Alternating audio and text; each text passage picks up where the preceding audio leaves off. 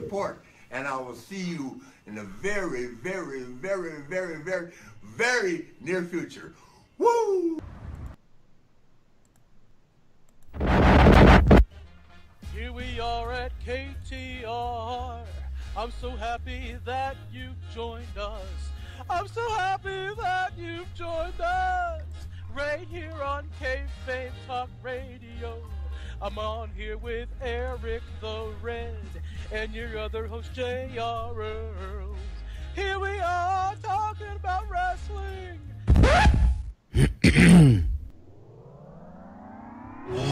All is ready.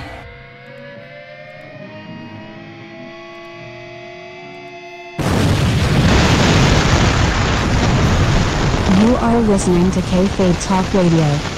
K-Fame Talk Radio.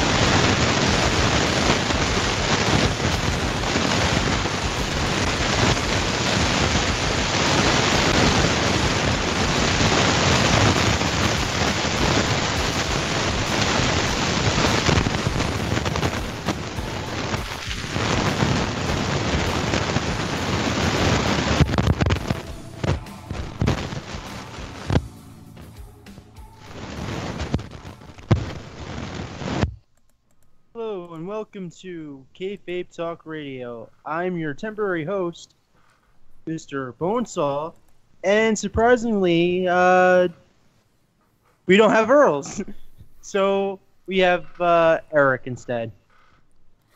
Yeah, I'm not dead, everybody. But Earls is gonna be. Yeah, man.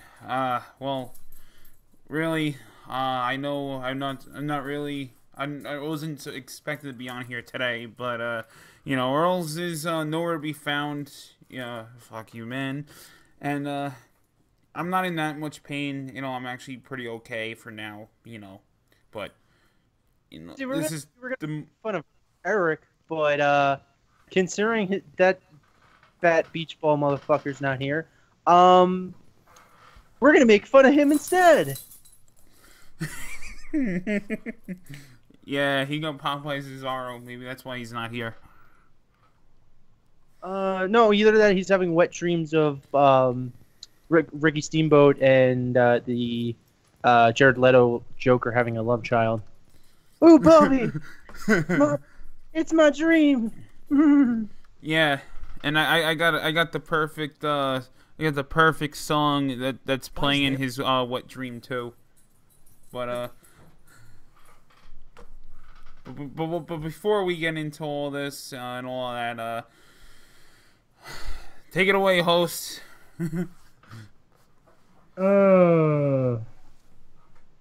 Let's go into Ric Flair. Yeah, he's still God bless. kicking. He's still kicking. That motherfucker. He's gonna stick around for a while. Hey, him and Mick Jagger and the Cockroaches. That's gonna be all that's left at the end. Don't forget Betty White. Yeah, Betty White too. He looks great. I mean, you know, considering he just had the amount of surgery he's had, then he was in a freaking medically induced coma. And how many weeks before you think he's going to be going back to the Grey Goose? He's already back. You kidding me? He's already back. He's like, dude, that I ain't dead yet, motherfucker shirt. That's been sitting there for at least, I want to say, a good 2 years. Because, you know, like, when, like, I hate to say it, but, like, when Dusty was going, Piper was going, you know, Flair was thinking to himself, I'm probably next. But you know what? I'm going to make a shirt. I ain't dead yet, motherfuckers. Oh man, when Flair finally goes, and I'm probably going to be, most of us are going to be gone before he does. But because you know what, my theory is the Grey Goose isn't killing him. It's actually preservative. It's allowing him to live longer. See, yeah, you know what, all you stupid vegans out there, you're trying to save your lives bringing vegetables and, you know, being clean. For all you straight edge people that don't drink, yeah, forget that. Flair's drinking Grey Goose to stay alive. He's gonna outlive all of you. Oh, jeez, what? How old is that motherfucker now? I want to say 68. Jesus Christ! I'm betting you he's gonna live to at least his 90s. I don't know how. Yeah, there you go, 68. Yeah, I don't know how the fuck. The dude survived a plane crash. He survived. Wasn't that a plane? He survived a plane crash where I forgot who got paralyzed from it. One wrestler, I think one wrestler died from it, or a promoter died from it, and another guy got completely paralyzed. And Flair had some major injuries. I don't think he could work quite as well as he could have, like as he used to when he was like younger, because of that. But you know, if you're coming out of that and you've got only a couple minor, like in comparison to being paralyzed and dead, I mean, still he still survives a fucking plane crash. Oh yeah. Yeah. And I think, you know, God bless him, and you know, his family's probably happy that, you know, he's still around. I think the fans are, you know, they're not going to be, you know, wishing for the guy to croak anytime soon. The guy's hilarious. You know, so at the end of the day, as long as he's good, I think the fans are going to be happy. I think, you know, wish him well, wish him, you know, a speedy recovery and everything.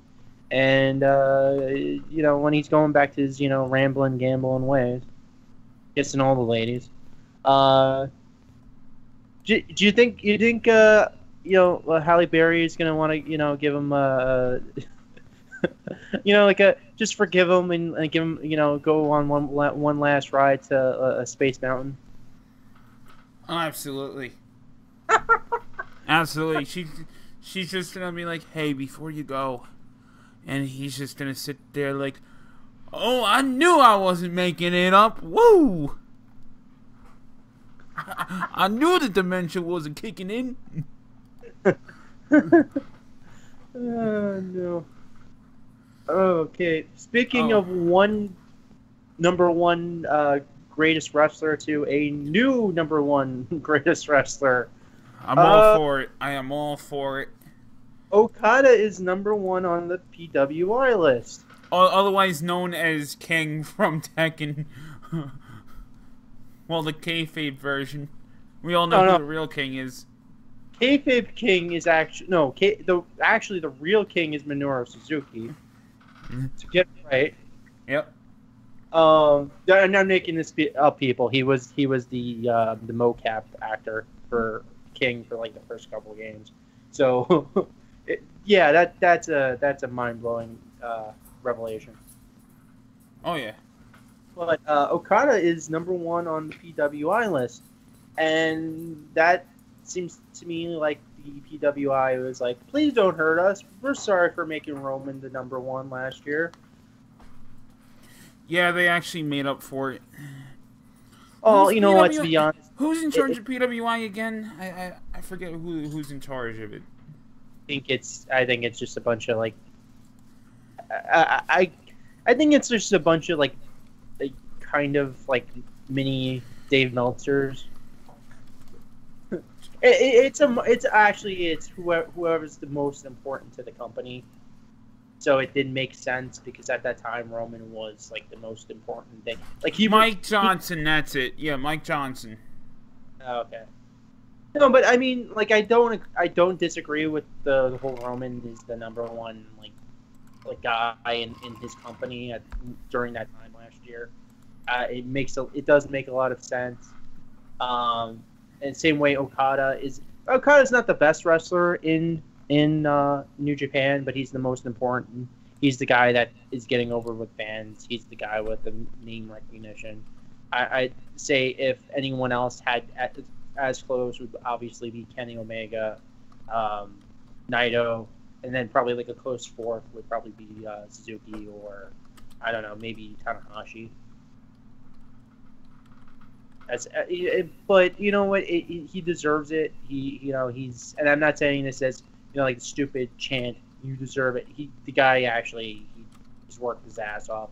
He is right now. He's one of the biggest names in wrestling outside the company. He think about this. Like we're a lot of people are complaining and pissed off about like the whole thing with Jim Hall. He sucks, but I think New Japan handled it like the whole idea that like Okada was a jobber when he was with TNA.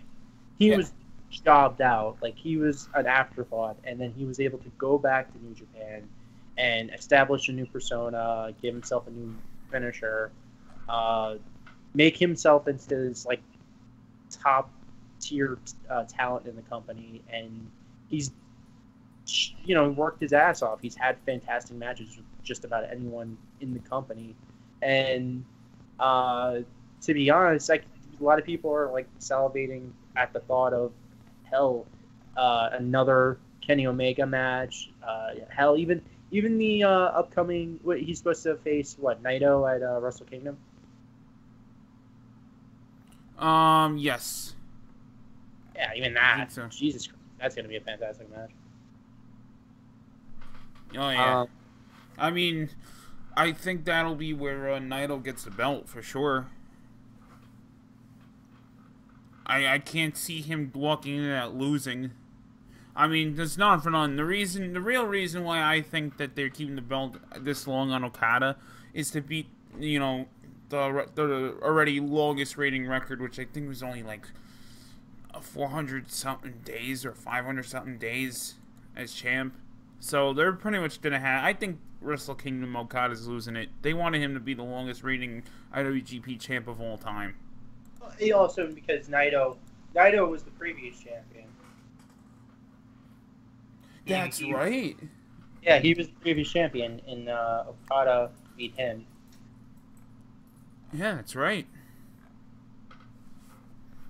To be honest, I think the whole thing with Kenny Omega, I thought, to be honest, I don't think New Japan likes the guy. I think they gave him the U.S. title just to, as for something for him to do until they do like a feud with God. I don't think they ever wanted it to be a long-standing feud with him and Okada.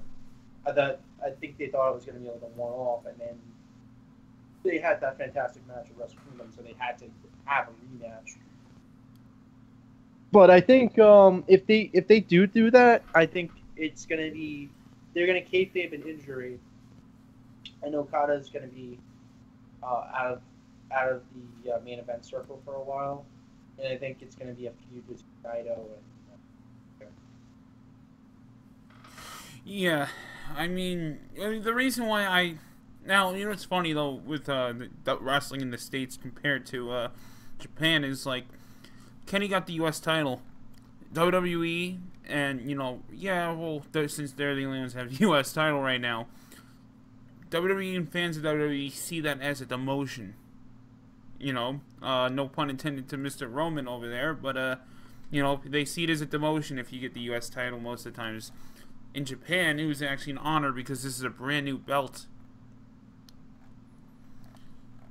And I feel like the U.S. title, I feel like, I would have, if it were me, I would have put the belt more on Cody Rhodes, American Nightmare, U.S. champion.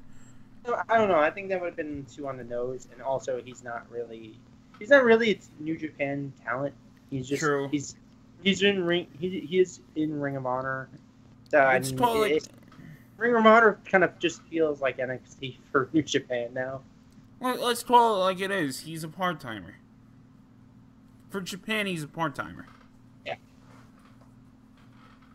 I mean, you could technically do it. I just think it would be too on the nose to give the guy whose gimmick is American Nightmare the U.S. title. Yeah, I guess. I don't know. Maybe at some point he'll win it. I can see maybe. I can see Michael Elgin or Juice Robinson being not by like I don't think it would be by a clean victory. I think it'll be some kind of distraction on the apron. Somebody wanting to fuck with Kenny Omega, and then them getting like a roll up or something when he's not paying attention. I could see that. I could see him losing off of that, and not losing any team. But even then, like the way Japan like works their matches, it's like they use a lot of ring psychology, and they even mention like, oh, this guy's been doing this amount of matches, and he's tired and he's hurt. So if a guy goes in and like they don't, the good thing about Japan is they don't really bury anybody. Everyone kind of looks pretty good. Like the only person, even joke guys can kind of like get like a surprise win on somebody sometimes. Yeah. I mean, like, not for nothing, fucking Toru Yano could beat, fucking the best wrestlers in the world. Yeah, exactly. Like Yano, they haven't done like people job, but it's never gone to the point where they have active job. It's what WWE should look at. Like, look, you have a bunch of talent. Why don't you work around making them all seem legitimate? Like it's a UFC fight. Like sometimes you have a guy who's like the number one, he's the number one contender, but then he gets surprised by a guy who's like rank 15 and gets knocked the fuck out. It should be like that. It's like they treat it like a sport, whereas WWE is like, oh well, we have our predetermined guys. We're gonna even make it even more predetermined. So like when we have a squash match, and Japan really doesn't do the squash match that much, to be honest, which is another good thing. Because they're more traditional. They're more like, all right, because you know what? Because you know how you make stars. You make them by having not fucking job guys, put a guy over. You make fucking stars by having young guys, young lions, young boys, get in there with fucking the veterans. They beat a couple veterans, boom. That's how you do it. And then you put the young boys in with Minoru Suzuki, and he tells you to have a fantastic match with Jushin Thunder Liger, or it'll break your legs. That's actually a real story, people. I'm not making this shit up. Yeah. If the fans out there don't realize by now, I'm a huge Suzuki mark. Oh yeah. Oh jeez. All right. I think that's good.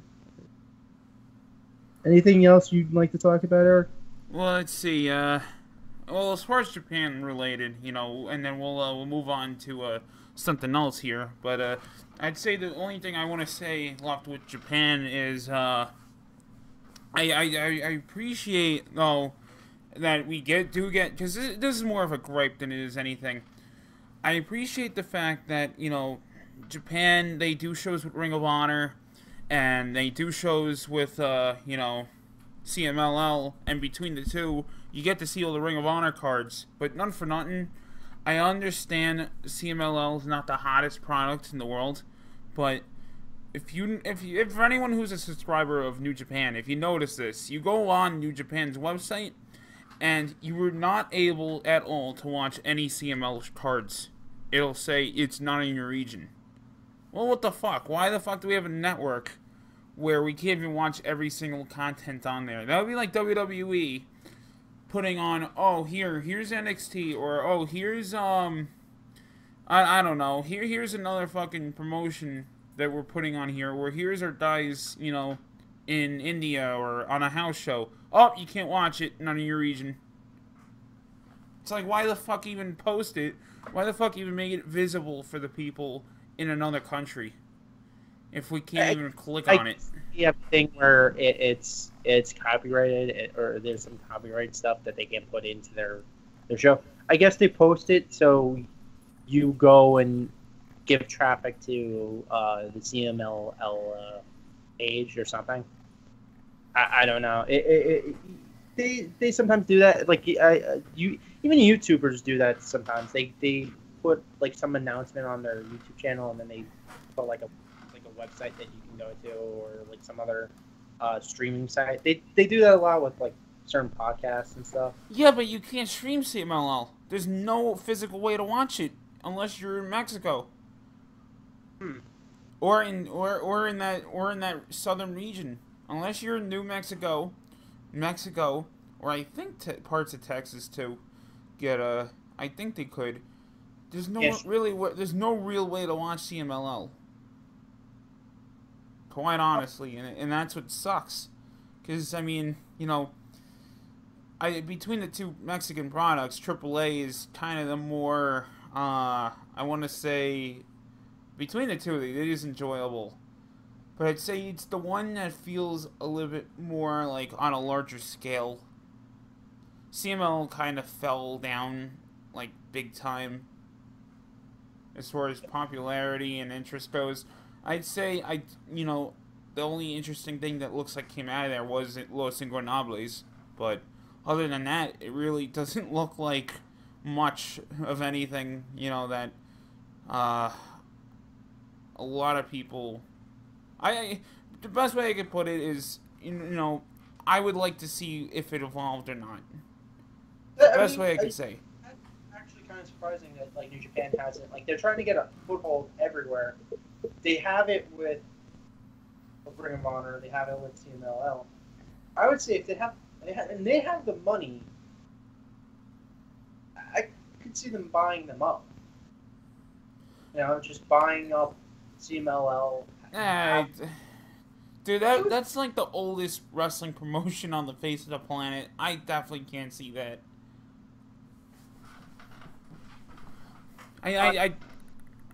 That would be like, you need a lot of money for that. I mean, but if they're in like downtown, I mean, look, okay, if back in like '97 or '96, would you have said WWE was going to buy out WCW? Fuck no. Exactly.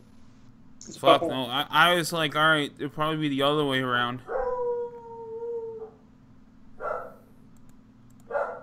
Prince knows it. Prince is like, why the fuck are you bringing up WCW? Hey, let's dedicate. Well, he wasn't early.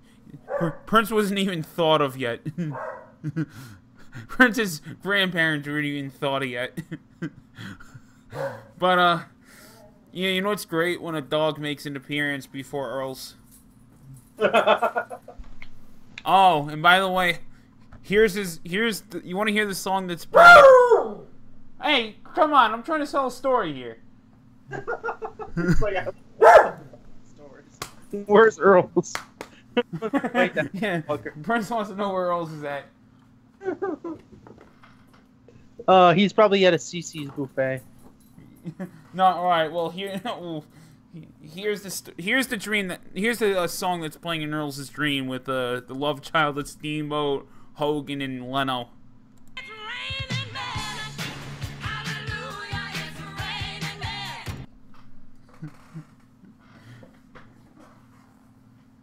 That's definitely playing in there. And I think we lost, Bonesaw, where'd you go? I'm still here. Oh, okay. Wow, that got really clear quick. I'm still here. Alright. No, I thought I lost you. Oh. You heard that, right? No, I couldn't, actually. What? Oh, fuck. Alright. Here. Let me back it up then. Well, the show is a shit show. The recording heard it, but I'll explain the audio technicality shit to you later. But alright, yeah. Here you go.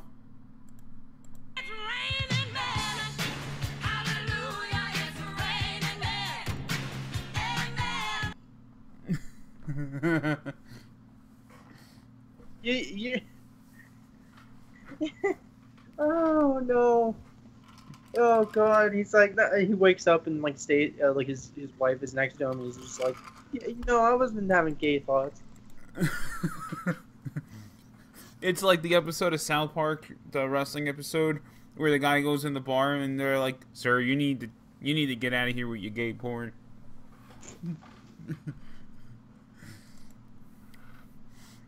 Oh man, but yeah. Since we were talking a little, we got on a little to the tangent of CMLL. Do you want to go? Do you want to jump around and get into the whole AAA thing with Rosemary and Sexy Star? Because that story's continuing. Oh, good grief.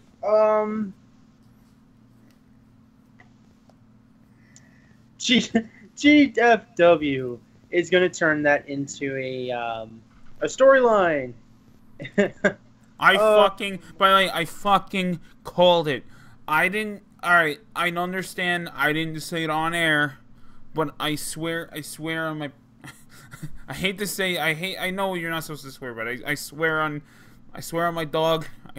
I swear on everything I love dearly. I swear on my family that I actually did say. I guarantee you, Global Force is going to turn this into a storyline. Well, why? And there's 107 reasons why it shouldn't be, but they see it as, hey, now we have a publicity. Hey, now there's a story. One of our wrestlers got into a serious thing that went viral. Now we can make money off of it. But it went viral for the wrong reasons. It's not like they had a fantastic match. It's not like an Ospreay and Ricochet match. It's this bitch went nuts, and you know what I heard. This is the reason why she went ape shit. Somebody wrote something on like I think Reddit or 4chan. It was somebody who works for either works for AAA or works for Global Force. And they said that the reason that Sexy Star went ballistic is because she was in a bad mood because of the whole thing. Like, she got into kind of an altercation with, I think it was, because they stripped Taya Valkyrie with the belt. So I think she got into an argument. I wish I could find the fucking thing. It was another women's wrestler got into her face about something because of that incident, and something happened where she got really pissed off in the locker room right before. So apparently a lot of people are theorizing that because she was already in a foul mood, she basically just was going to shoot on whoever was in the ring with her, and poor Rosemary just happened to be in the fucking ring with her. And like I said last week, it sucks because I am a fan of both girls. I became a big fan of Sexy Star, not because of Lucha, but I was a fan of hers because I think maybe because all right, around, I want to say, I heard the story around 2010 from my good buddy Greg. Shout out to my friend Greg there, if you're listening. He told me a story that she was supposed to be considered to work for WWE. She had a tryout, and they thought she was good in the ring, but they said, we want the body and the appeal of someone that's in Playboy, who can also speak English. She clearly has a problem speaking English. And I think, without the mask, quite honestly, I do think she has always been an attractive lady. But at the same time, when I heard that, I was like, oh, I feel bad for this girl, like, she's a fucking good wrestler. Because I didn't hear about her until I heard this story, and then I watched her, and I watched some of her matches, and I was like, wow, this girl's really good. And then, she came on Lucha, and she's beloved, or was beloved, and now it's like her career is pretty much fucking buried, and rightfully so. Like, it's really one of those really sad things where you have this beloved hero. It's like kind of like, I guess, when Hulk Hogan finally first stepped in shit to the public eye, where it's like, here's this beloved hero, and here's the shit bag of a human being that he really is.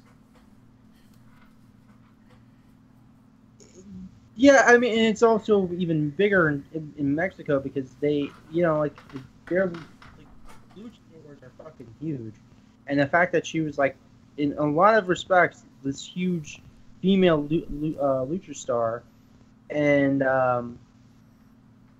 she's basically ruined her career because just by injuring somebody, especially a girl who's, like in a lot of respects, Rosemary's a big deal. Like like she has a fan recognition. And the fact is, you shouldn't fucking try and like I can understand like slapping the shit out of somebody and getting a little stiff, like I said last week.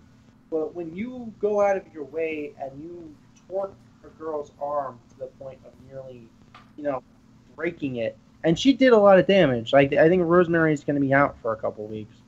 Oh, absolutely. Yeah, the fact that you're spitting on your own legacy, but you're also not only doing that, you're making luchadors look bad just in general. It's fucked up. If anything, she should actively apologize to not only the people that have hired her in the past.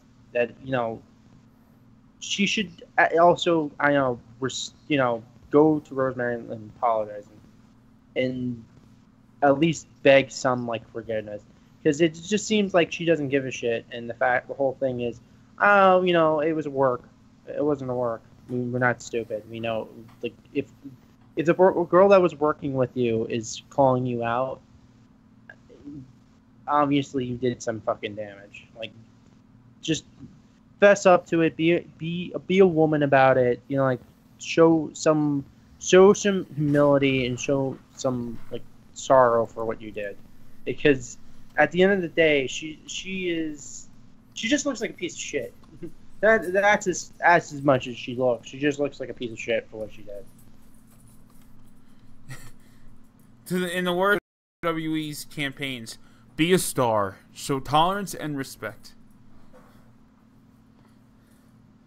It's a weird situation because, like, at the end of the day, why would you want? Like, I get, like, you get worked up and you're in the middle of like sometimes shit, like, but the whole point of wrestling is to go in and not hurt the person. So that's just common sense by itself. But at the same time, you're still you're a star in Mexico, but that doesn't give you. I mean, you got big because of Lucha Underground in North America, but as far as you're a star in Mexico, and you're working with a promotion that's going to be also pushing you further into North America, and it's not like you've gone like cross appeal like you're an Eddie Guerrero or Rey Mysterio, or that you're like untouchable star like you're like a fucking Blue Demon, or or any of the other like major luchadors. Like, you're popular, but don't you think that your popularity could wane if you do something fucked up? I mean, honestly, I will say she is a big star. Like, and that's the thing that's not, like I keep saying, she is a big star. She's not, I mean, when you think of Mexican wrestling, I mean, sure, you could say, oh, Rey Mysterio and everyone that, translated WWE, but on the women's side, you do think Sexy Star. I mean, because, let's be honest here, the Mexican women, it is pretty slim in terms of popularity. But, on the men, you do think, above all else, here's, like, Mexican wrestling stars, Mil Mascaras, Dos Caras, you think, old wrestling fans do think of the Guerrero family in terms of, like, Gory Guerrero, who did contribute a lot. Blue Demon Jr., Lizmark, the list goes on and on of, a lot of names, Conan, but, Sexy Star, for all the 20, 30 years of luchadors, she's still a little low on the list as far as popularity goes, and she needs to consider that. But her having this Hulk Hogan attitude, which she does, and because, again, another friend of mine who has worked with her has said that she has an attitude about her. She feels like when you're working with her, if you're an outsider, she's the star. You have a lot of proving ground you have a lot of work to do. That's how she sees it. You're coming into her territory. Well, let's put it this way: she's popular, but put it this way, like, and this goes for anyone who's a major star, especially a Hulk Hogan, or The Rock, or somebody else. Like they can still end up.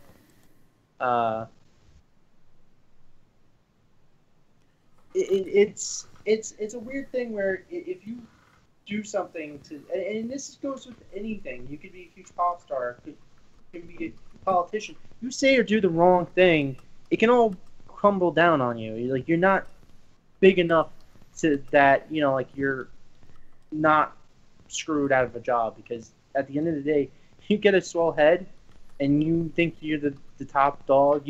This bitch fucking thinks she's El Santo the way she's acting. El Santo, that was another thing I was going to mention. Yeah, that's pretty true. This bitch thinks she's fucking Santo. Like, what the fuck? You're a big deal, but at the end of the day, you're another wrestler in the climate where wrestlers can be replaced. If you do something wrong, you act out of line. I mean, people will miss you. Don't get me wrong, but at the end of the day, you're replaceable. Don't piss off your fans and don't try to go out of your way to, undercut yourself, because at the end of the day, you're not going to find work, because the promoters are not going to want to deal with you. The talent's not going to want to deal with you. What there and risk their bodily harm for some bitch that thinks she's fucking gonna be the next Guerrero. Right. Who's gonna go and put her over when they're getting injured? I mean, what if you get if she pulls this shit with somebody? Who's to say they're not gonna knock her the fuck out? If she had pulled this shit with Mickie James, I'm pretty sure Mickie James would have fucking reversed the hold and beat the fuck out of her. Yeah, I don't know. I mean, I just think everything would be more justified. Two things. Unfortunately, if she did, pretty much get blackballed from all pro wrestling, or if she got humbled enough, because she needs to get fucking humbled like nobody's business. No, she needs to get fucking Iron Sheik humbled. Or no, you know what? This would be fantastic. This would be hilarious. She just she has an attitude, and she just goes down to the Mexican promotions. Just send I don't know. You send Haku or Minoru Suzuki or New Jack down with her, and it's oh, you're not wrestling the women anymore. You're wrestling the men. You like to hurt the women, so you might as well have guys that like to hurt women too. Oh, dude, not if not. That'd be a fucking awesome match. Sexy Star against Suzuki. Oh god, no, dude, that would be a fucking awesome match. I'm not gonna lie. Yeah, it probably would be. Let him go stiff. Just get a mouthful of blood. Oh, worse than what he did to Asuka. Yeah, no, what he did to Asuka was not I don't think he was going. He was hitting her hard, but I think he was holding back, because she would have been dead. But put her in a match with Shibata or something. Oh, just have her do a hardcore match with somebody from. You know what would be hilarious? She couldn't go anywhere but CZW, and she started taking tack bumps and Oh god! Tell us how you really feel, Bobby. Damn. This motherfucker wants Zandig to throw her off a roof. Oh man. You know who I want to throw off a roof? Who?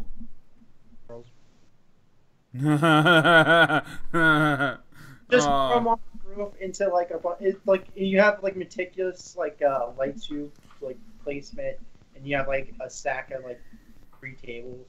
I would love to see you guys actually try to put together a match. No, I would shoot. I would just shoot on him. Like he would think it's like we're gonna like do like an actual match, and just like I come out and like with the chair for real, and just walk out. I was like, no, I was never doing a match at all. I would actually love to see if you guys could orchestrate that. That would be fucking great. I don't know. I don't know if I would be able to like do a full match. Like I don't know if I could. I guess I could maybe do the whatever. I don't. There's a lot to wrestling and to making it. Like I don't think I have the timing or the coordination for it. I mean, maybe. I mean, it takes a lot of fucking. It takes a lot of skill, patience, etc. It takes a lot of fucking. How do I put it? It takes a lot of fucking effort, and like you gotta really remember everything. Like you gotta if you forget one little fucking if you forget one little thing, sure, if you're a pro you can improvise, but at the same time, if you're still new, or well, let's be blunt, if you're still green, holy shit, are you getting receipts? You're not getting just a receipt. You're getting a receipt on top of a receipt. If you fucking even so much forget to fucking look the other way on the right time. And by the way, guys, conspicuously late, we're gonna now be joined by Bubby.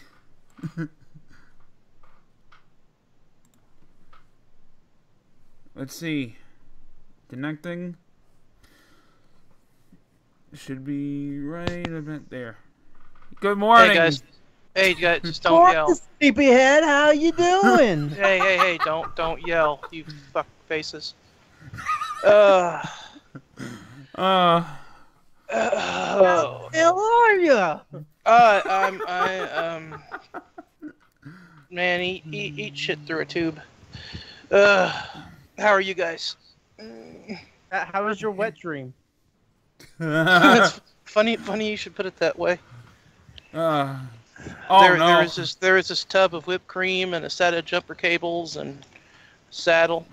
Oh my god, that Hulk Hogan stream got that intense? Yeah, brother. Only afterwards he did call me brother, so.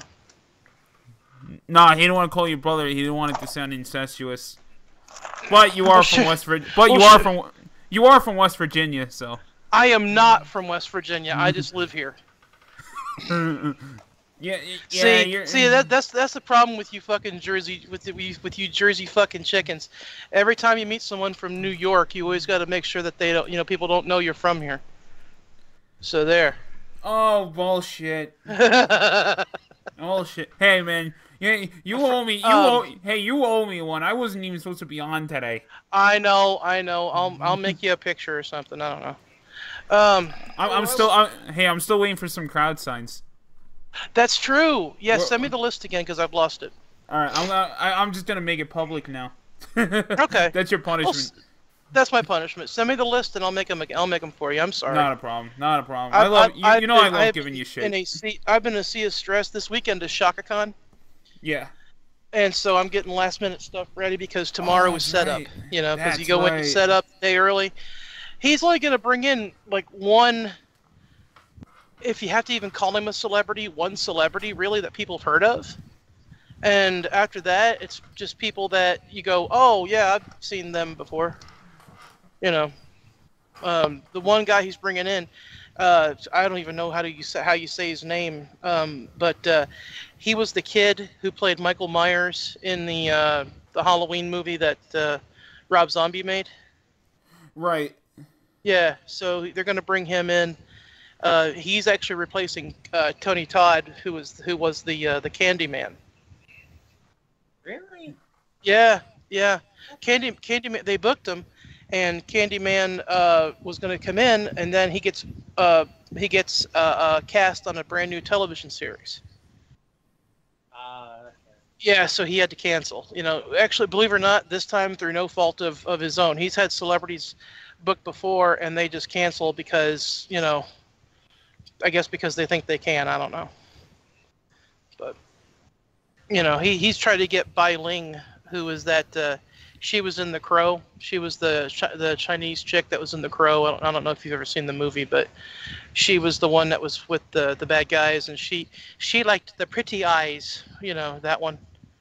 And she's canceled on him like 4 times. Oh, to be honest, she probably his ass over. Like, oh, she is big time, but anyway. So where are we at in the conversation?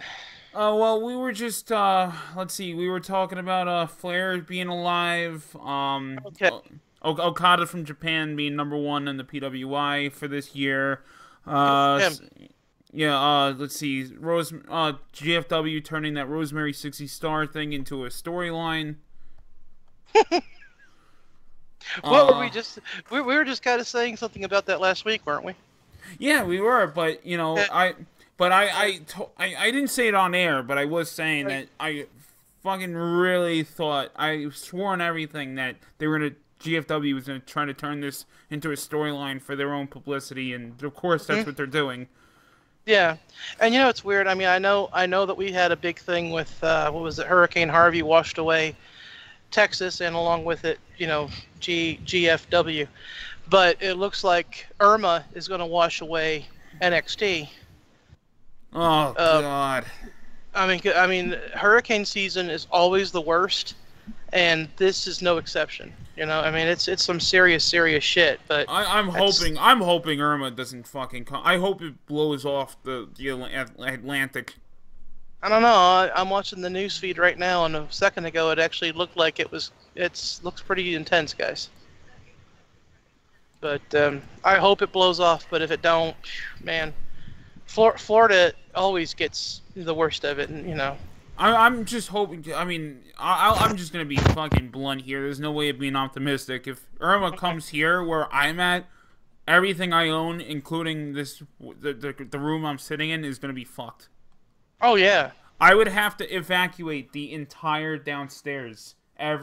Literally everything. My computer, my giant television, all my wrestling figures and shelves, my dad's drum set, couch, everything. Well, a friend of mine, when we had those big floods last year, right? A friend of mine who was he's one of the Ghostbusters.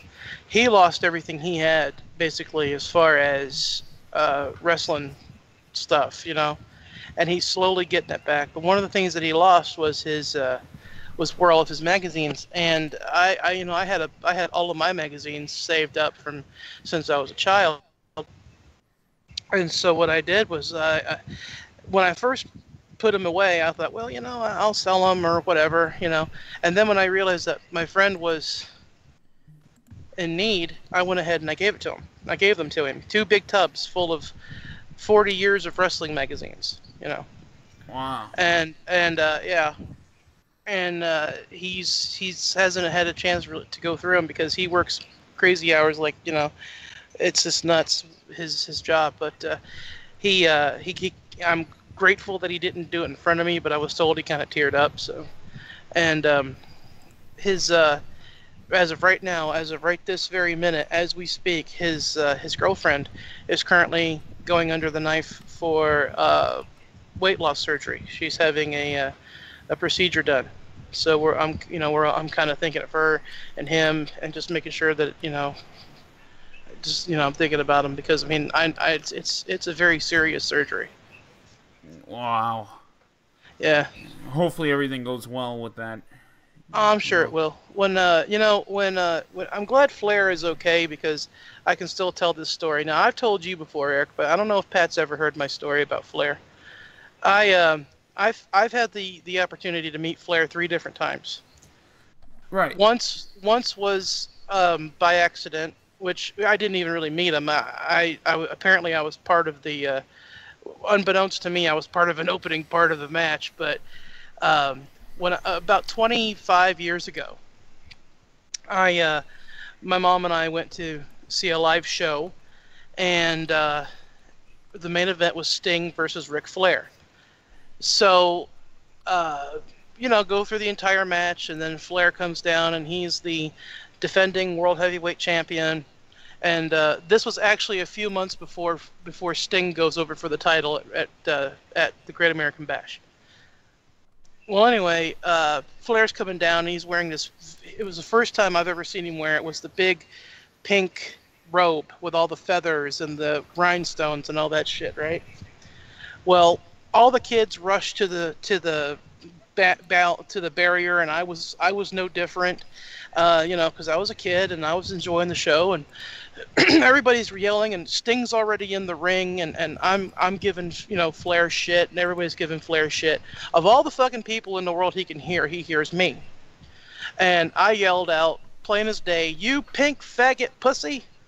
And Flair stops dead in his fucking tracks, looks at me, walks over, and he jerks his hand back like he's going to slap me, and he's like, "You kiss your mother with that mouth," and all that kind of shit. And yeah, I'm not going to lie, it scared me, because you've got this big bad wrestler barreling at you like he wants to kill you. And I backed up a minute, and I happened to hear, "Hell no!" And I look behind me, and there's my mother, along with everyone in my section, going, "Let him hit you. Go ahead." My own mother, "Let him hit you. We'll spend his money." I'm like, "Yeah, on my fucking funeral." So anyway, Sting Flair's John with me, and Sting comes out, and he gloms Flair, and he rolls him into the ring, gives me a high five, calls me a little stinger. I have never been, nor will I ever be, a little stinger. I like Sting, but I don't feel I'm in that category of being a little stinger. But Pat might be, but I'm not. Anyway, so I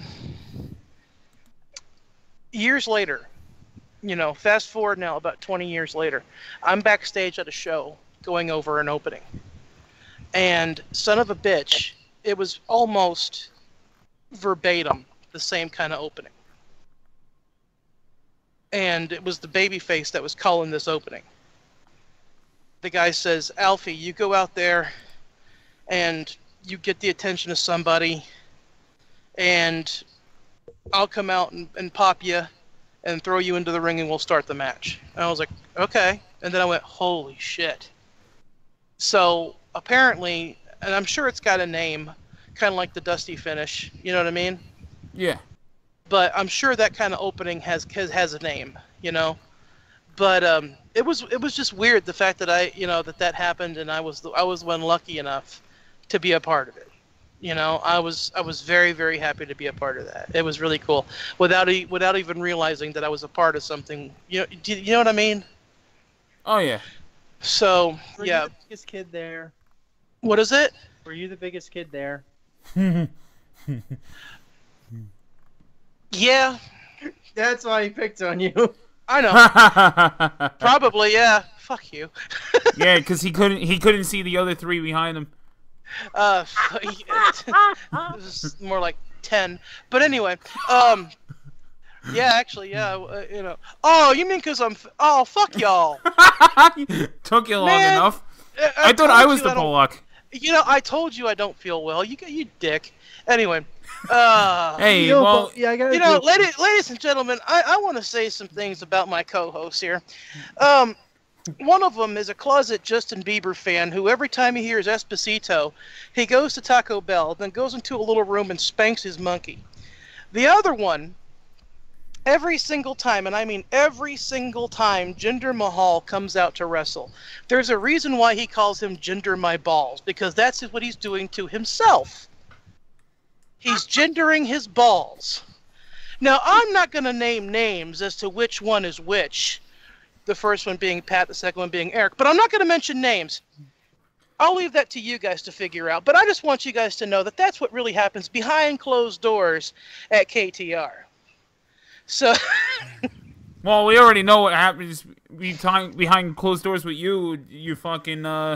Yeah, Eric. you supposedly slept through a show, which we all know you didn't. And then this one, you missed about a good half an hour, so we know what you were really doing in your bedroom, brother. Oh, you know what? You know what? All over He's not He says he's not a stinger, a little stinger. He's a little steamy.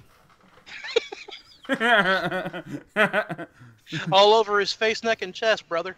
Hey, let's just all be honest here with ourselves. So, neither one of us, me and Pat, all the guys from Jersey here, never had a gimmick called the Big Al Boski. Oh my God! What? I don't think Pat knew about that. Actually, I gotta step away for a second. So, Earls, please, please explain. I'll hear you guys, but here. All right, Pat. When I when I broke away from the Sir Alfred gimmick, I was given an idea. Someone gave me an idea because they heard me do my gay voice backstage, and they went, "Man, that would be hilarious for a gimmick." And I was like, "All right, well, that's fine. I don't care because I don't care." So I dyed my hair blonde. And I started wearing leopard print, and I started wearing pink and purple, and I became known as Sexual Vanilla, the Big Al Boski.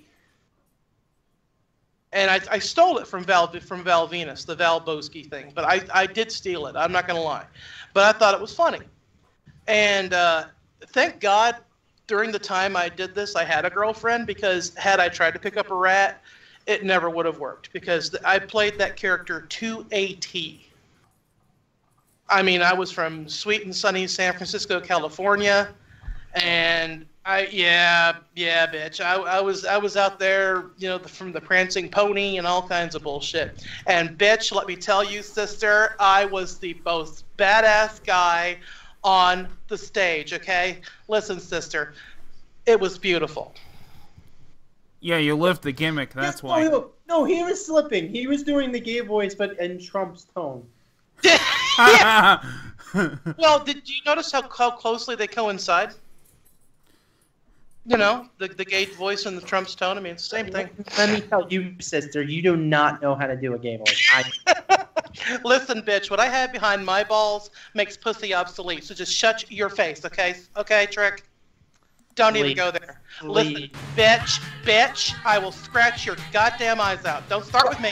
Bitch, you go back to feathers. Oh, that's it, bitch. Hold my earrings and get my Vaseline. And not in the fun way. Oh, speaking of Vaseline, let's start talking about UWF. Yes, what's going on with them? What's the story? Well, when it starts off with whoo. Well, yeah, all right. Well, Earls, nothing new happened with Herb Abrams and UWF. It's just Pat finally realized that they were a thing. Oh wow! I got some stories. No, but you know what? It's a 20. Actually, it does kind of coincide with something that's happening this year. It's the 27th anniversary of that shit show. Wow. Well, I got some stories about UWF personally, but Pat, go ahead. Oh, okay. So, JR, what do you remember about that promotion? I believe it or not, I called it the WWF Lost and Found, because everybody that didn't work for WWF worked for that promotion. I mean, you had Mr. Wonderful, you had Steve Williams, you had all these guys that were old and washed up. Tito Santana was one. That was before he got the El Matador gimmick, and then really killed his career. There's a lot of them that worked there, So that's really what I remember from it. I never actually watched a show from that promotion until I saw, I guess they tried to call it a pay-per-view, but it was horrible. I saw it years later on video cassette. It was just wow. Yeah. Go ahead. People want to give TNA shit. At least they had some good pay-per-views every now and then. Right. This was very run of the mill. Yeah, but honestly, that's what I remember from it. Their pay-per-view, mm-hmm. Their buy rate for the pay-per-view was worse than Heroes of Wrestling. They had this was how many people actually watched their pay-per-view. 26,000. Wow. Heroes of Wrestling had a buy rate of 50,000. That piece of shit had at least twice as many. To this day, that is the lowest pay-per-view buy rate for any promotion ever. Like, there's everyone else is at least into like the like high 90,000, at least 100,000. Even shitty promotions. Now, a promotion like that only has like 26,000. That's big. Yeah, that's wow. Yeah. And you know what? The funny thing is, like, they actually had some good talent. Like, they had some talent that would be later acquired by WWF in the late 90s. You had Mick Foley went through there. Mick Foley went through there. You had Dr. Death, who they kind of mismanaged because he basically he hurt himself with that stupid Brawl for All, and that was the end of his career. But they actually had some pretty good matches. It's just the way that the booking was done overall was not, because the problem with that promotion was that they kept they would do double countouts a lot. Like they would do they had a show. Well, Eric, what was the name of that show? It was With the pay-per-view? No, they had a show on ESPN too. It was called the Fury Hour. They even had a television show. I didn't even know they had that. Yes, they did. And you can actually find some of it now. You can find it here at least in on ESPN Classics. Like they do an hour where it's AWA and then UWF. So you get like 2 hours of wrestling from two different promotions. I think they still air them. Oh wow! Tell Earls who was the commentator. Bruno Sammartino. Yeah, they tried. I remember they had him a 900 number. He was on actually. the back, I thought of PWI magazines. I thought he actually did really well, quite honestly. Yeah, how in the hell could you understand the word that he said? I mean, you got the Dr. Death, and then he takes the bigger bump and the bigger body slam, and then now it's over. Oh, look at that great punch there! You know, everything. I heard a shoot once where I think it was Rob Van Dam, where he said he was watching. He gives a lot of props to Bruno because he was watching UWF Rob Van Dam, and he said that someone, I forgot who he said was working, but he said someone really sold a really shitty punch that did not connect, and it looked terrible, and Bruno had to get it over and went, "Wow, what a tremendous punch!" And Van Dam was like, I could have never done commentary because I would have been like, "What the fuck is that shit?" Yeah.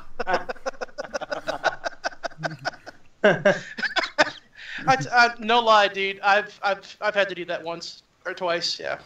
I don't know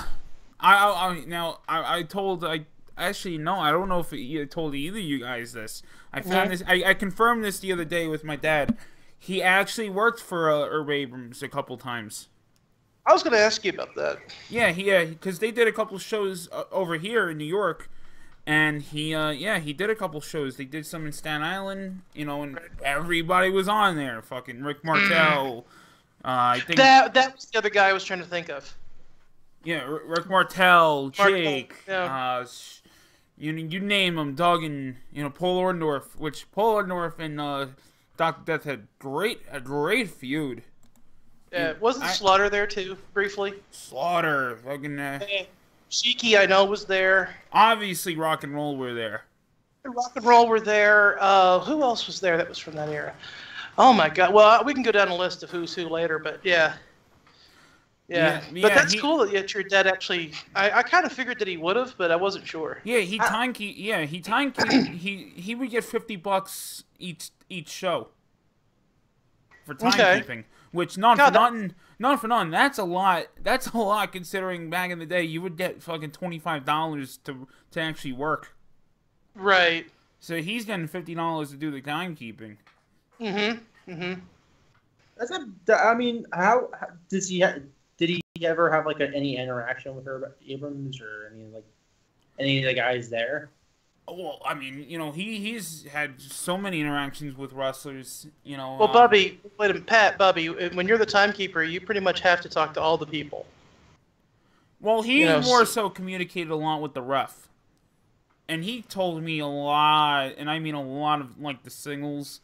Because when I had to do timekeeping, when I was only 8, 9 years old, I knew all the signals. Like See, that's awesome. Like if you like the one is you put the finger on the bridge of your nose. You put one finger, that's 5 minutes. 2 fingers, that's I think that's 10 minutes. It's 10 minutes. And then I think I forget which one's throwing home rolls. That's the double click of the pen. Yes, that's it. Double click of the pen. Well, there's also an alternate. If you don't have a pen, You could. I think you could do the wrist. You can do the wrist. Thank you. See, God, I love. This is why I love talking to you guys, because you guys know this shit. I can actually have a real conversation about the business with you guys. It's like talking to Joey. I'm sorry, I get carried away. So what was his reaction? Like Was there any like fucked up things that you saw while he was there, or was it just like a normal promotion? No, it was actually pretty normal. You know, the one promotion he had a lot of problems with was I don't know if you know the name Tommy D, but this guy didn't fucking pay anybody. Oh. Sounds like Fat Freddy. Yeah, Tommy D didn't pay anybody.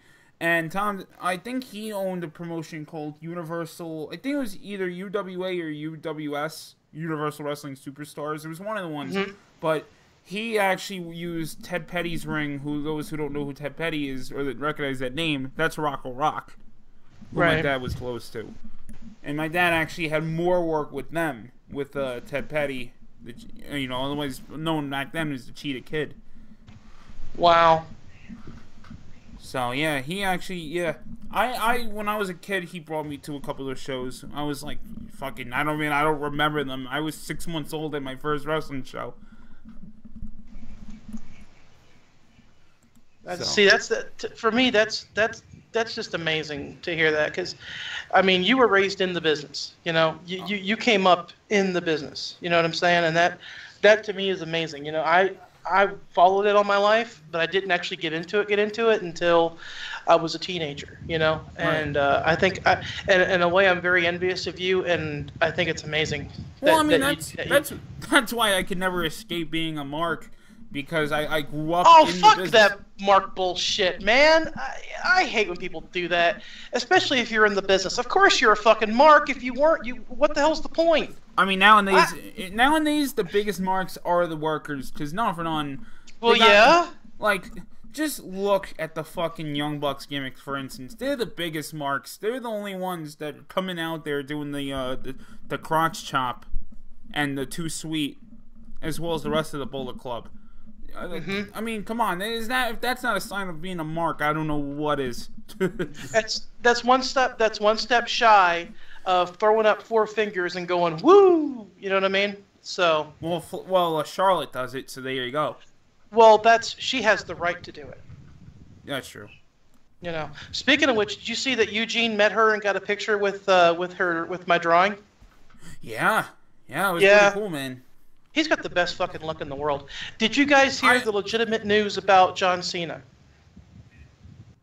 Which news? He is on the short list. This is legit. This is real. For Captain Marvel, right? For Shazam, Captain Marvel. Oh, really? Yes.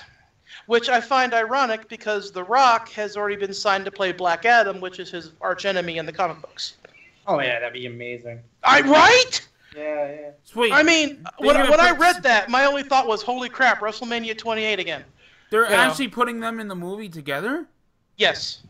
Dude, you know, not for nothing, I love Guardians of the Galaxy. I still gotta see Volume 2, but... Oh, Eric. Oh, God, you haven't seen the sequel yet? No. Pat, have you seen it? I've seen it.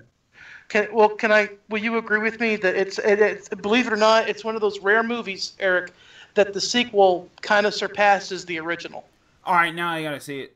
Yeah, it is really, really Would you agree with that, Pat? I mean, it's that good. The soundtrack isn't that great, like the first one was, but the rest of it was just spot on great. And you know what's funny about that movie, about Part 2? There is a movie within a movie, kind of, sort of, because in 1988, there was a movie made called Tango and Cash. Tango and Cash starred Kurt Russell and Sylvester Stallone. Tango and Cash are in Guardians of the Galaxy 2. Kurt Russell plays Peter's dad, and Stallone is one of the Ravagers. So, okay, we just turned this into a Marvel movie show. No, I'm just saying. I thought it was pretty cool. But anyway, yeah, but John Cena's going to... Yeah, he's on the short list to play the role.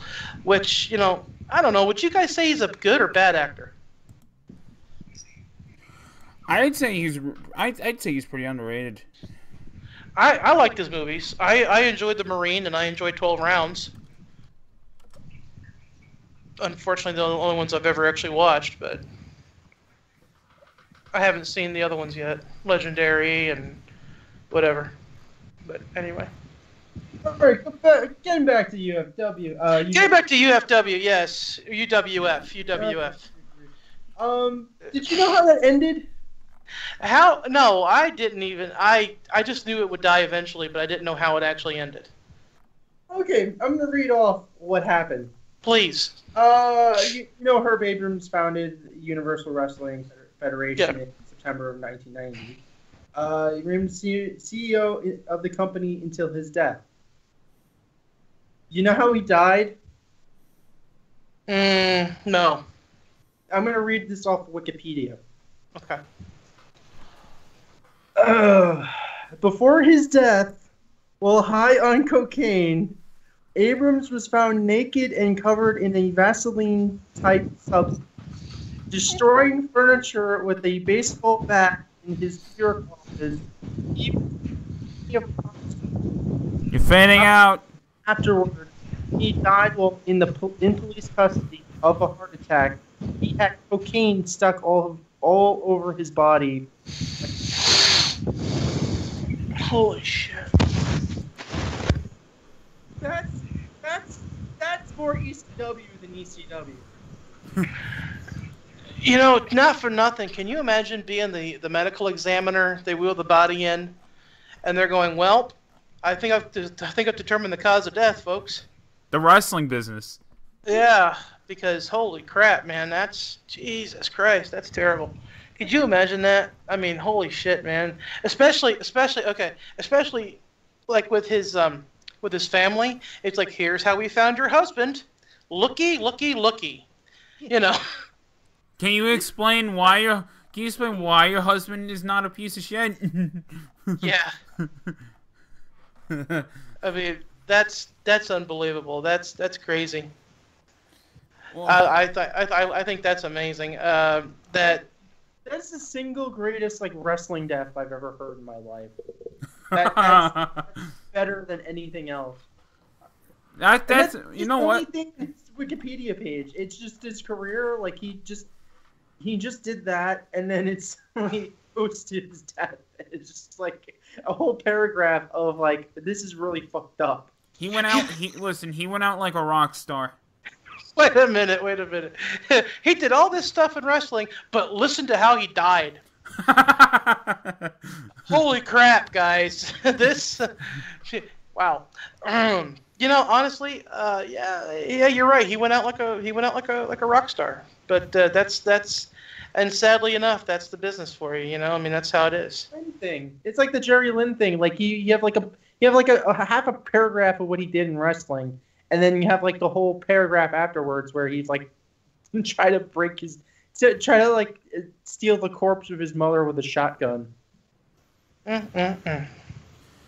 Wait, what? Jerry Lynn is in Mr. JL? Yeah, wasn't it Jerry Lynn? Who was that? Eric, who's it was Vince McMahon's favorite wrestler growing up. Vince McMahon's favorite wrestler? Yeah, I gotta look this up. I'm pretty sure it was Jerry Lynn. That's not, dude. Jerry Lynn is feuded with Van Dam in ECW. That's why I'm confused. Sorry. You're thinking of somebody else, dude. I'm thinking of somebody else. That's okay. I'm gonna type in Vince McMahon's favorite wrestler, see what comes up. Yeah, because that's interesting. Damn, sorry about that. No, who was it? It was Dr. Jerry Graham. Sorry. Oh, Jerry Graham. Okay, yeah. Yeah. Now that doesn't surprise me. Because yeah, he's batshit. He was batshit crazy. This is his personal life. This is the entire paragraph. Mm-hmm. It was well documented that Dr. Graham had many run-ins with the law and had alcohol problems. When his mother died, he grabbed a shotgun from the back of his car, took his mother's corpse out of Phoenix General Hospital. After the incident, he spent time in the Arizona State Mental Hospital. In superstar Billy Graham's book, Tangled Ropes, he speaks about the real-life hatred that Dr. Graham had for Freddie Blassie. In 2005, oh god, it's like most of his personal life is his alcohol problems, and then trying to see others. Wow.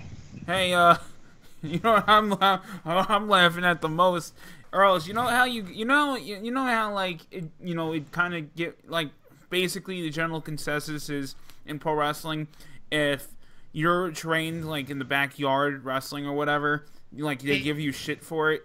You weren't trained probably.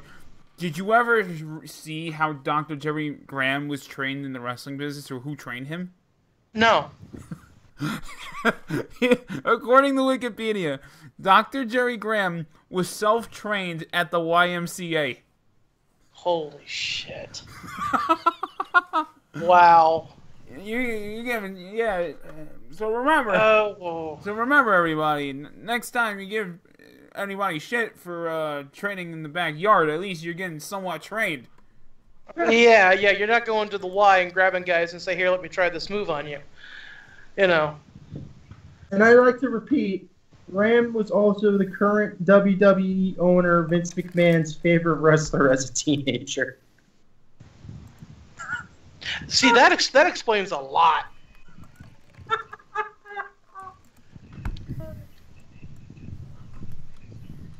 That's unbelievable. Wow. Wow. That's crazy. But listen, I'm going to have to split. I have to get ready for a doctor's appointment. All right, not a problem. I got to go. I love you guys. Thanks for letting me call in and have some fun with you. I'm sorry about earlier. All right, I love y'all. Bye. All right, love you, man. Be good. I'll choke slam that motherfucker later.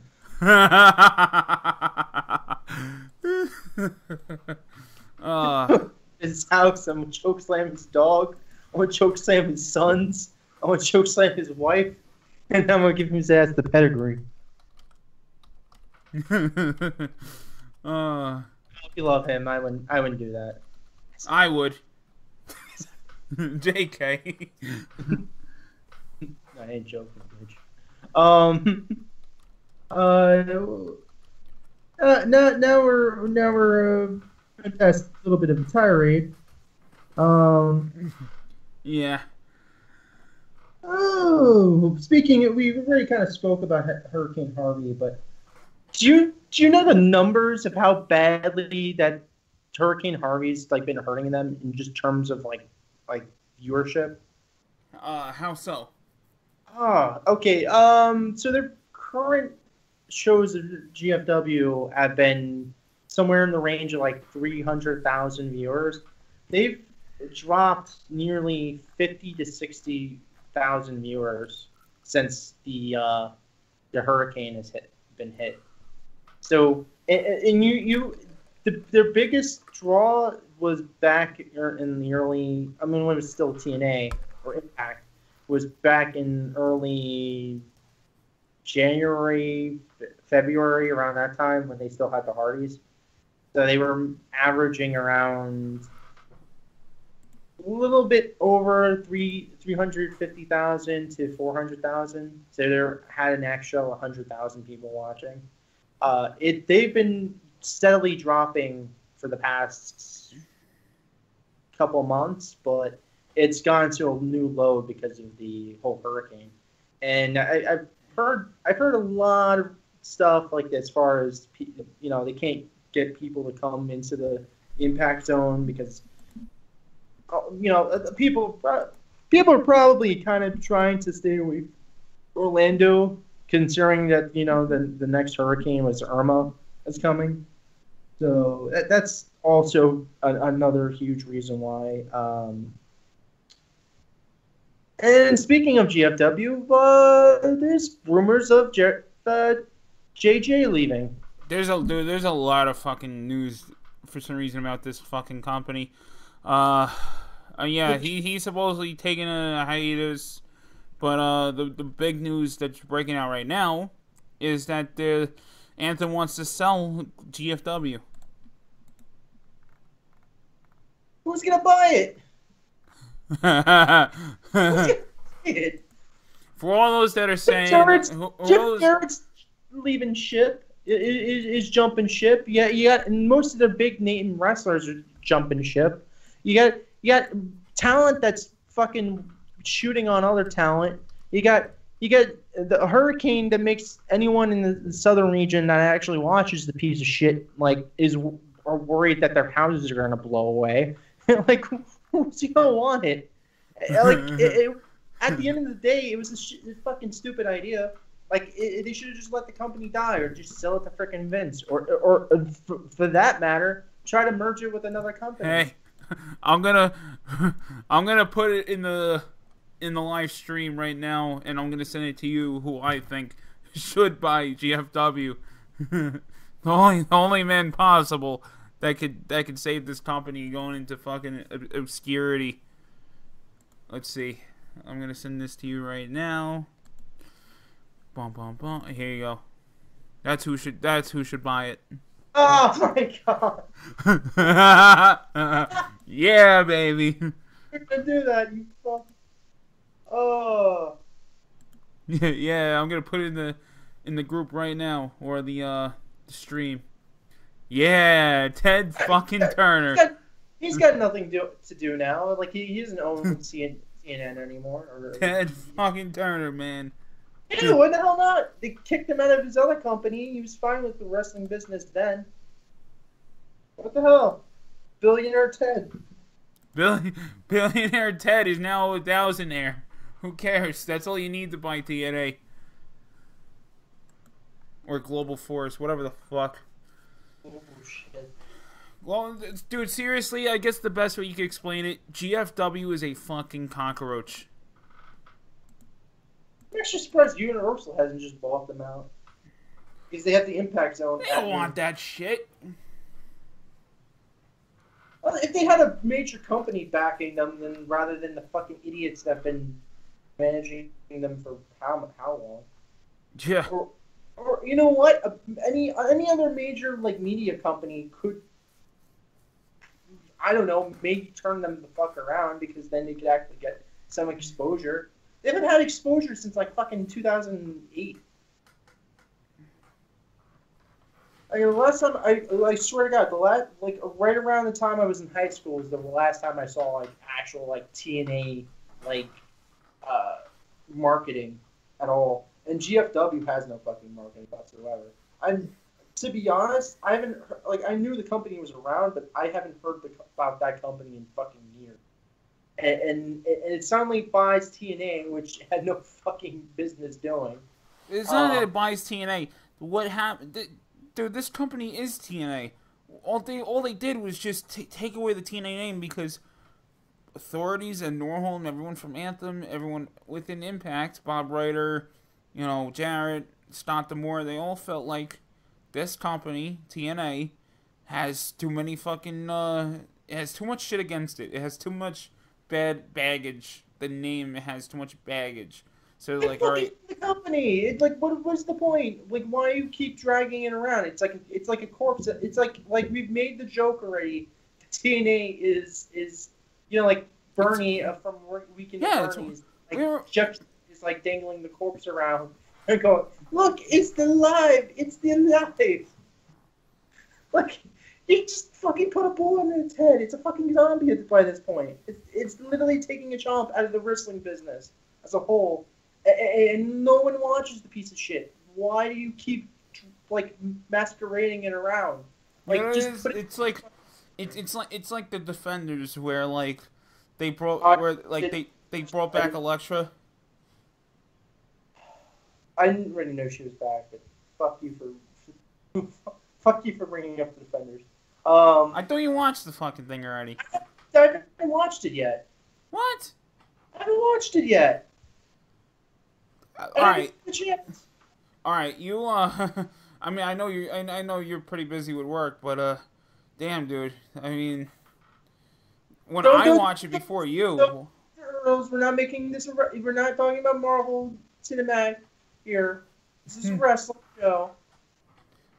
I feel like Earls just needs his own show to talk about Marvel and DC. And DC. This is Earl's Corner, and we get to talk about whatever the hell I want to talk about. We're going to talk about old-time wrestling things, and we're going to talk about, like, Marvel and DC and how much I want to jerk off to, like, Ricky Steamboat and the new... Well, here's the problem. I would love for Earls to do a solo show, but here's the problem. He would have to show up to his own show.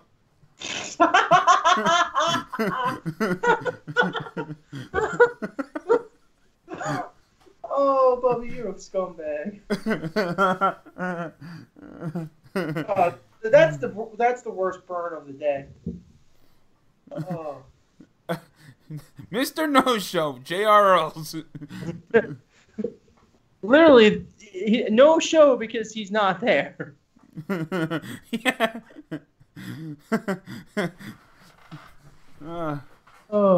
We know you know what, when we see him we have to give him a bunch of receipts because he fucked up the kayfabe of our show. Oh yeah. I'm gonna put him into armbar, not release it. Yeah. It's just look at his arm, and then I'll get a rude message. I'm gonna get an angry message from Cody Rhodes saying I can't be in the locker room. You know what's hilarious? Like, okay, Jim Cornette brought that up and he said he liked the idea, but then what the hell's his name of his co-host? His co-host brought up an interesting point. It's like, why did he say that? Obviously, she can't be in the locker room. I don't think they have fucking co-ed locker rooms anywhere. Yeah. So it's kind of like, in a way, it was a stupid comment, but I mean, I get what he meant, but still.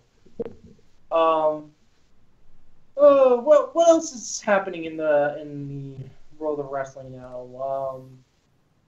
What did you think of that Braun Strowman Big Show match? Loved it. Absolutely loved it. Like, I really feel like those guys have just some sort of chemistry, and also too, the reason why they did the spot, which I call that shit. I knew he was gonna fucking. Once I saw, like, that they were doing the cage match in the main event, I thought this was gonna be like around like the 10 o'clock hour. Once I saw that was the main event, I was like, yeah, show's going through the one of the panels. I mean really, I thought what would have happened was Brock would have interfered. I ripped the thing off. Yeah, I thought he was gonna like rip the fucking thing off, or Braun was gonna like fucking. You know what would have been fucking nuts if Brock came near, and then Braun picks up Big Show, slams him through the wall, and the wall and Big Show both collapse on Lesnar. If they were trying to kill Lesnar, fuck. If they would have timed that right, he would have been okay. Yeah. Because all that had to been done, all that you could have done was have it to where, like, make it look like it happened. But if Brock is, like, halfway under the ring, because they didn't have the LED boards, so they could, so half it, like, his legs could have went under the skirt, and he would have probably been alright. So they could have kayfabed that to where he would have been fine. For them to do, I'm surprised no one's done it. I know Joe kind of attacked Heyman, but I would love for Rock to come in and try to do a promo on him by himself, and he's like kind of flustered and pissed off. He's like, "Where the fuck is Paul?" And then he starts to walk up the ramp, and then you see Strowman, and he has like a fucking dumpster. And he pushes the dumpster down. You see fucking Paul Heyman come out of the dumpster. And he's like, here's your fucking... here's your voice, you piece of shit. Like, something like that. And You see Paul like come out of the dumpster and he's all fucked up, like his suit's ripped. He's like got blood on him. Like he just beat the living shit out of him, threw him in a dumpster, and like pushed him down the ramp. See, the one problem I have sometimes with Paul Heyman character, that what he does is like the most horrible shit can happen to him, and he'll still be like, Brock, calm down, Brock, calm down, Brock, calm down, calm down. Like, dude, you just fucking, you just got fucking thrown in a dumpster and fucking massacred, and you're still gonna tell him to calm down. Like, and the reason why I use it as a reference is like, I think it was Samoa Joe choked him out, and like the Paul Heyman character still, for some reason, didn't like have Brock beat the fuck out of Joe. Like he's still like trying to make Joe relax, or I mean make Brock relax. Like but you know what? I guess they're trying to make it where he's such a professional that he doesn't take personal vendettas. Which doesn't make sense because he's done that. You're a wrestler's manager. You're supposed to endorse it. It's the writing staff. I think he does say stuff, but I think they, at the end of the day, they tell him to do whatever the hell they want them to do. It's not like they can't do that to Brock, but I think they can still kind of do it to Heyman. Yeah, true. I don't think he's a part-time. He's not like a full-on part-timer like Brock. What do you think they're gonna do with them though? Like after this pay-per-view, I think definitely be kind of retarded not to have Braun go over after all the damage he's incurred. The fact that he looks like he could fucking eat Brock Lesnar for lunch. Yeah. At this point, like if you don't put this guy over, what the fuck do you do with him? Because he's already looked like $1 million.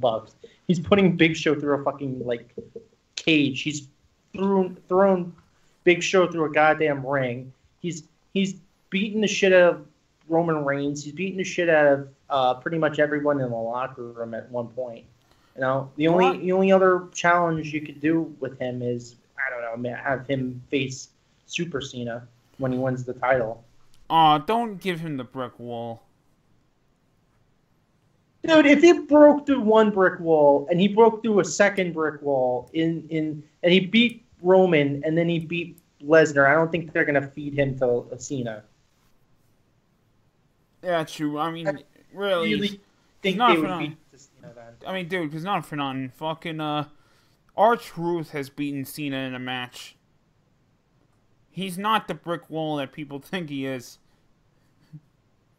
Well, he's a brick. You know what? He's a brick wall to shitty talent. That's all I can say. Like everyone that, like, the only person I think he ever really buried, and it was a shame, was Sandow. That's the only real major talent that I can think of that he actively buried. That wasn't like someone who like was over. Everyone else kind of was shitty talent to begin with and was never going to go anywhere. Oh, you mean the guy that stole Earl's gimmick?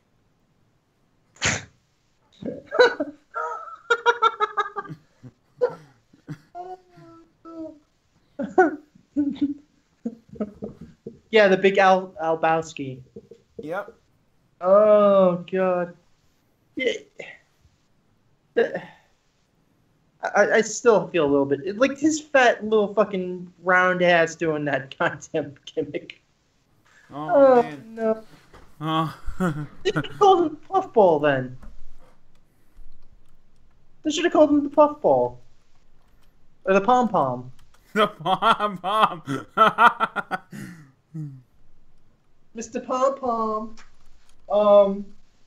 Jesus Christ. No, but like, to be honest, of all the guys Cena's, and look, I don't hate to be devil's advocate, because yeah, Cena's buried some people, but he was never Triple H.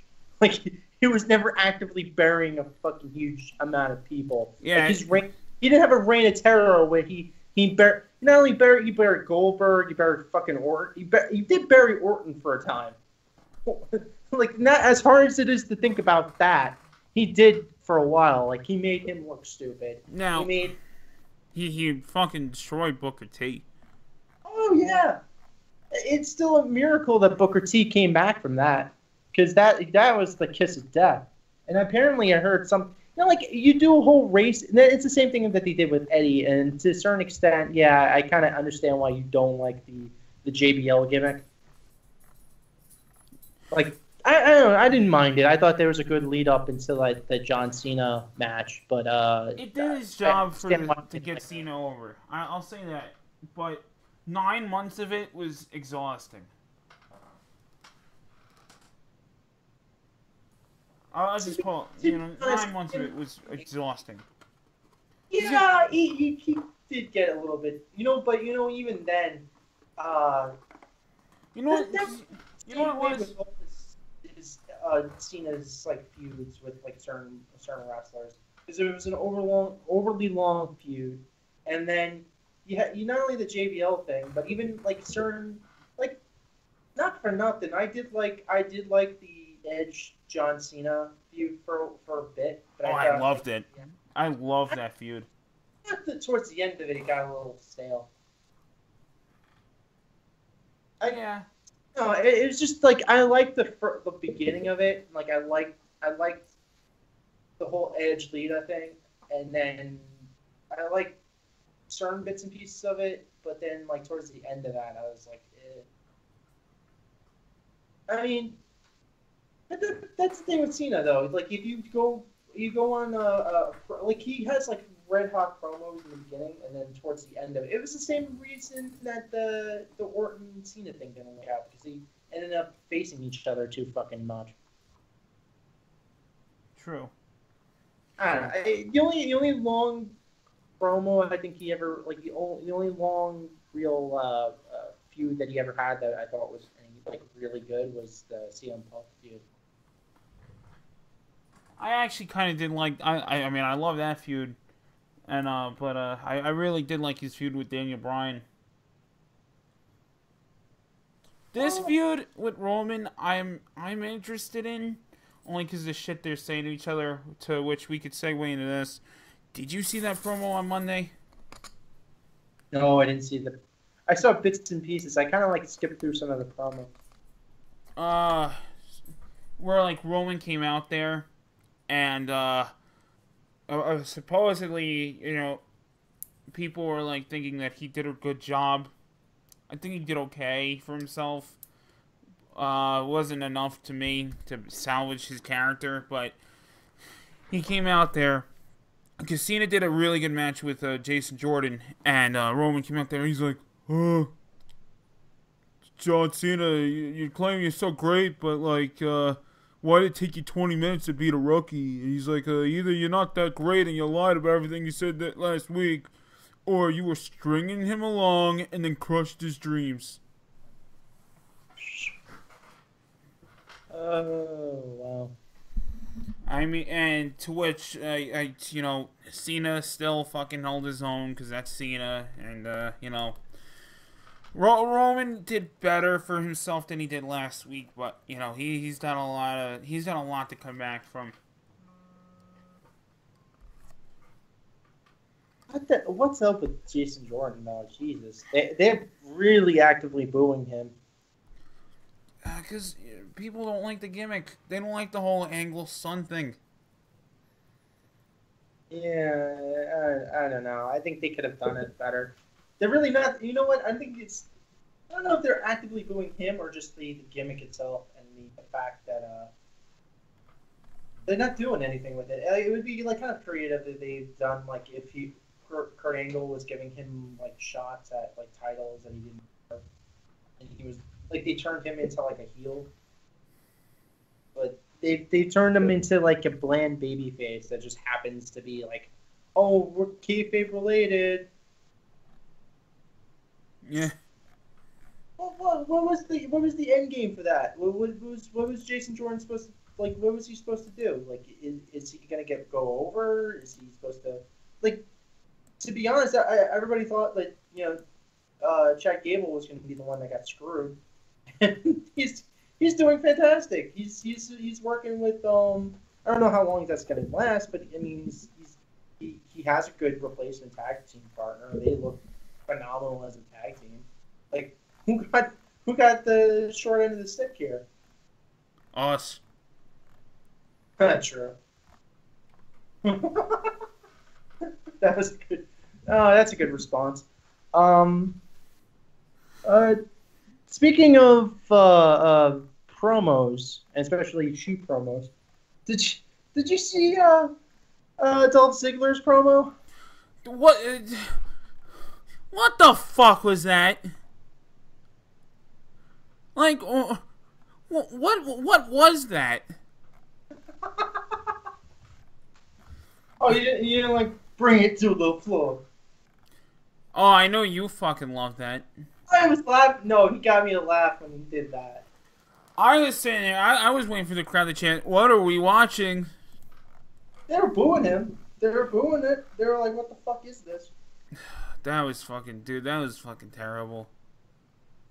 This guy's done. He needs to go. He is done.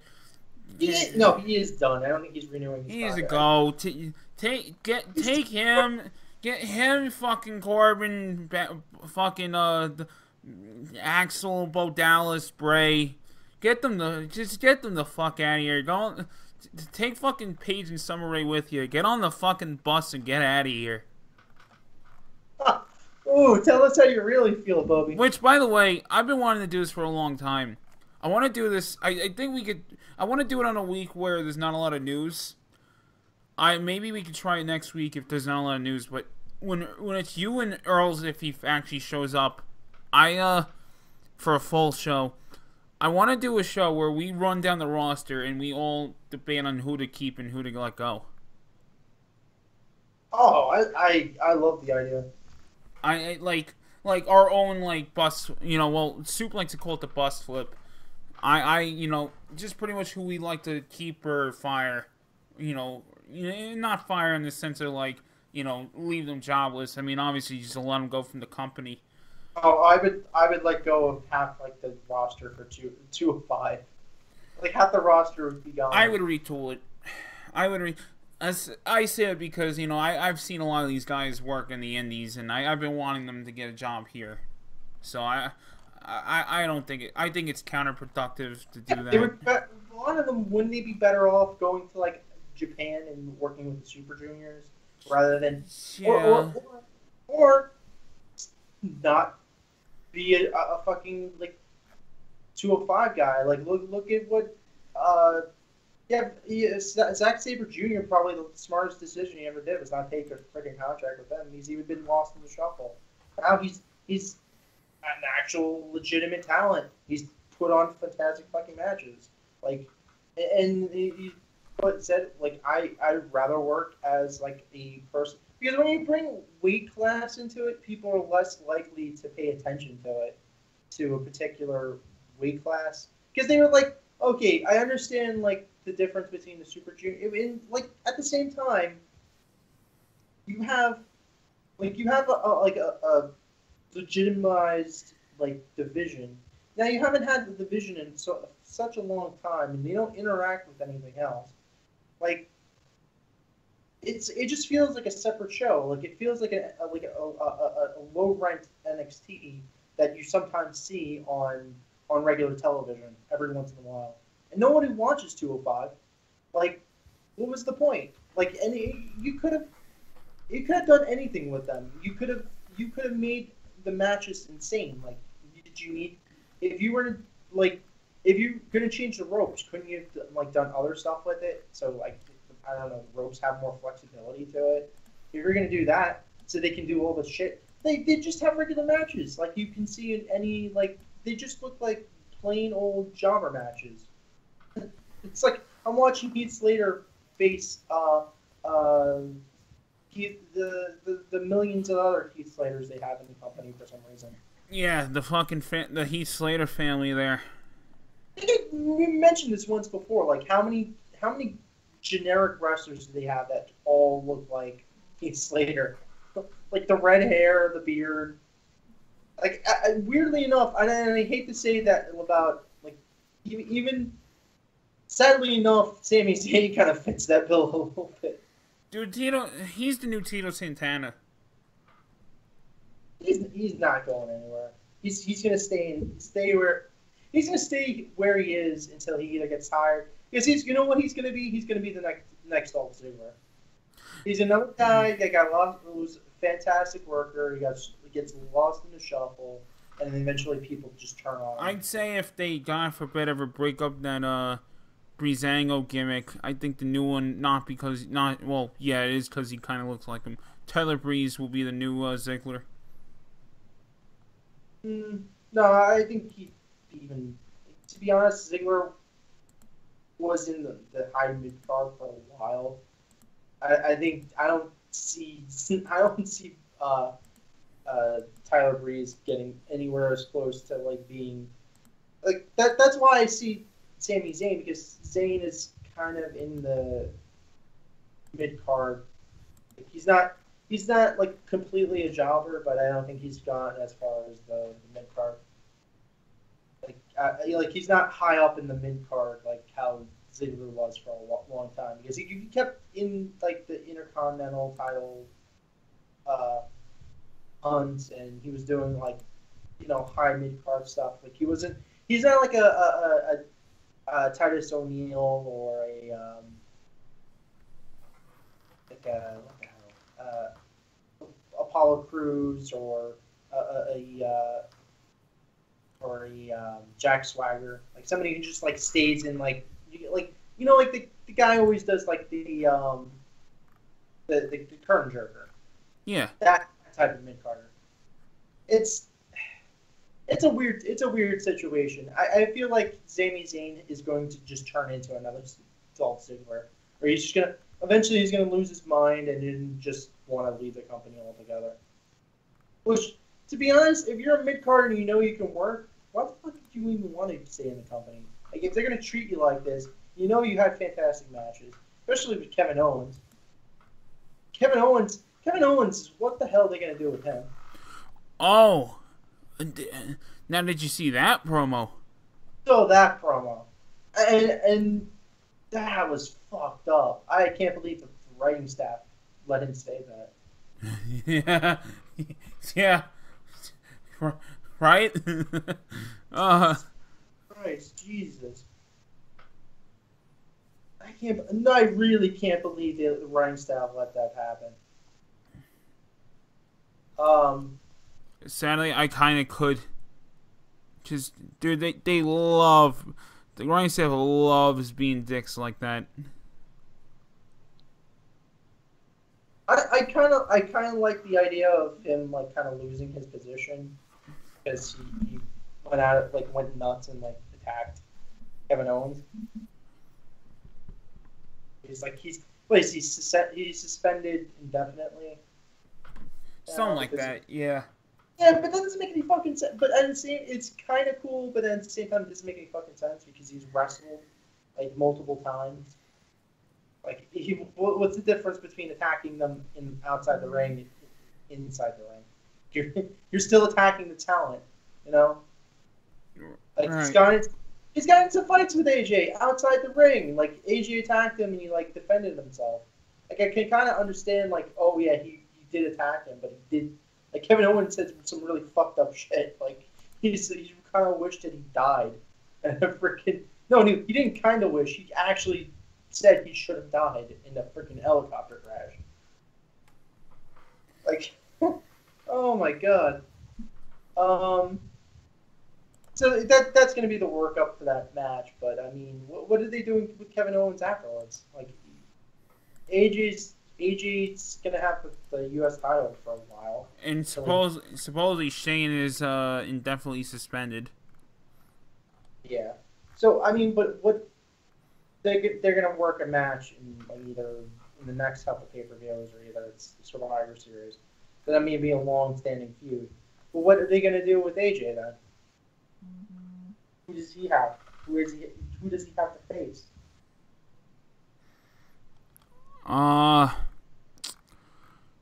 Unfortunately, he's feuding with Corbin. Yeah, Corbin. We all forgot about him.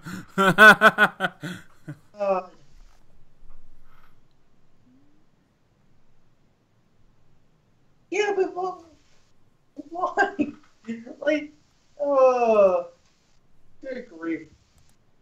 Corbin needs to just go fuck away. Like, at this point, he's just like a bad, like, he's just a piece of shit. You know, he's a bad piece of dog shit. You can't get the smell out. Like, I'm so sick of him. I just want him to go the fuck away, and so we don't ever have to see his fucking stupid fat fucking face. And God, what the fuck is up with that music?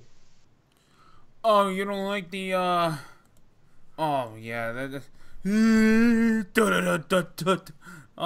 I'll be honest. His other music was actually pretty cool. It was too cool to fit him. You know,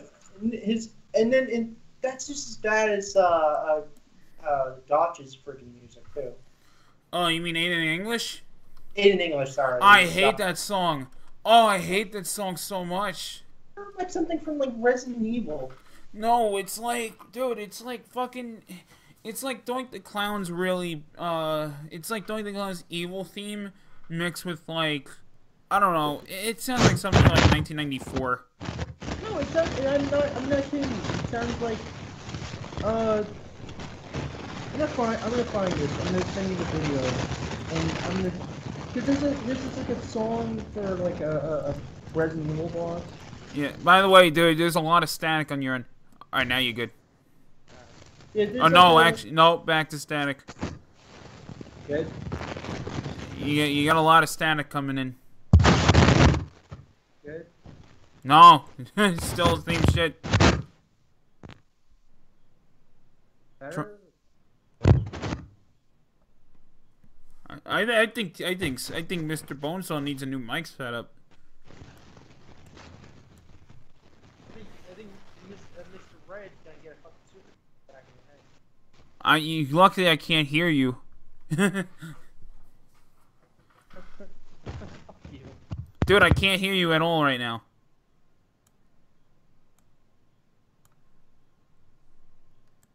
You there? Yeah, I'm here. Like, dude, your volume's really low.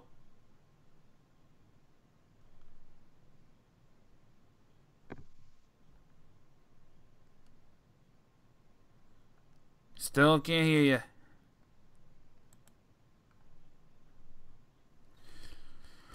Bum bum bum bum bum. Okay.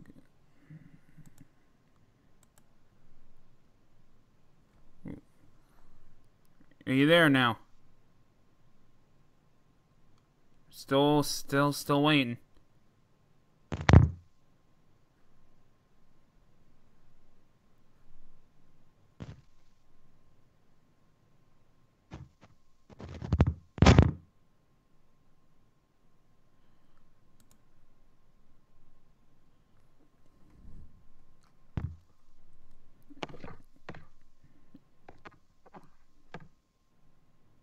You there, Bonesaw? Yeah, we're, unfortunately, everybody, there's a little bit of a difficulty here.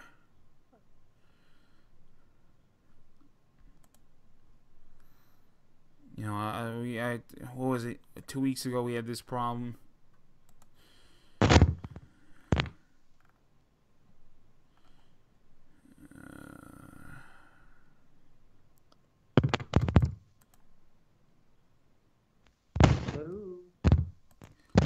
I heard you a little bit. Still pretty low.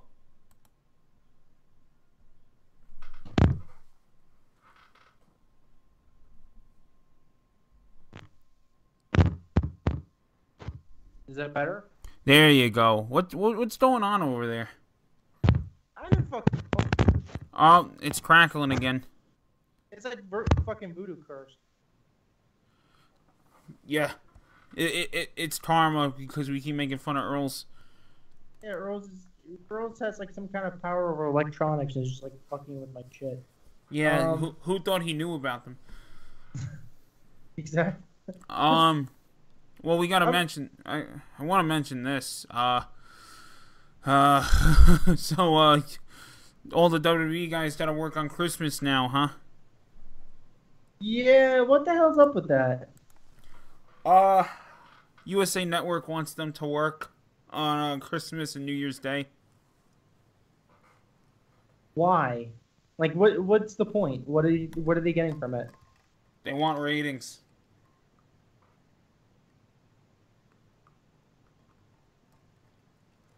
Yeah, but why live? It doesn't make sense to like have a live show then.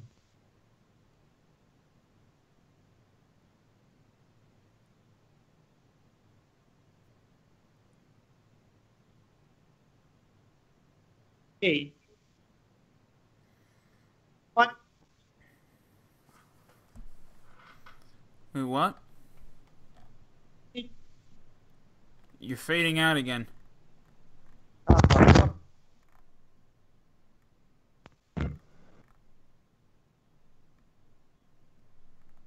Oh, so I think we lost him again. Fucking. I mean, I heard that, but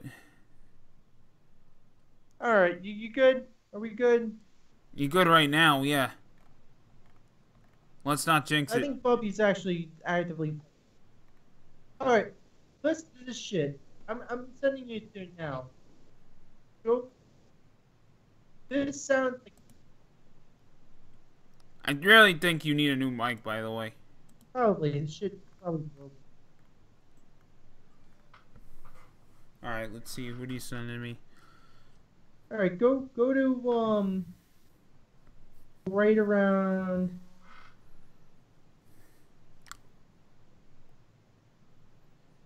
221.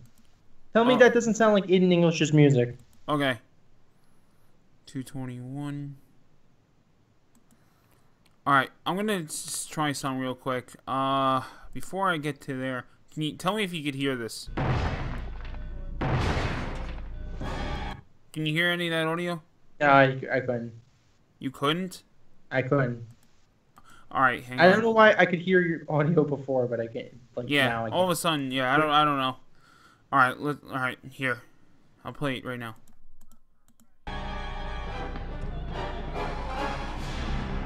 Holy shit, yeah.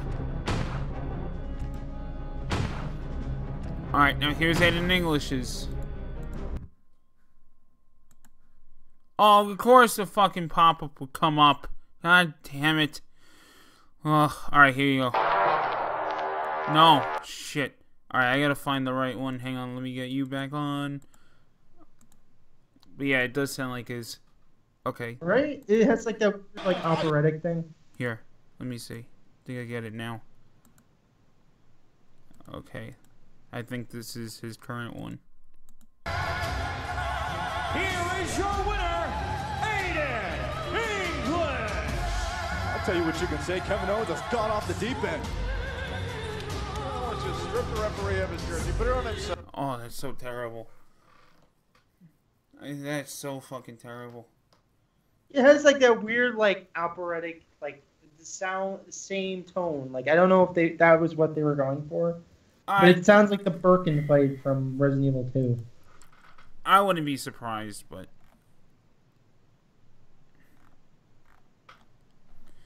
I wouldn't be surprised, but at the same time, just.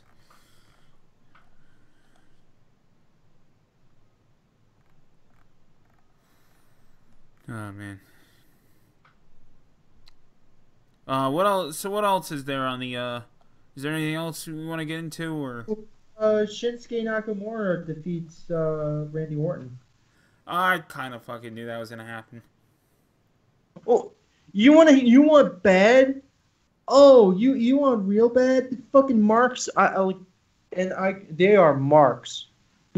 I was watching one of like the clips from like after the match, and everyone was like, "Oh, why did Randy Orton lose? Like, we want Randy Orton.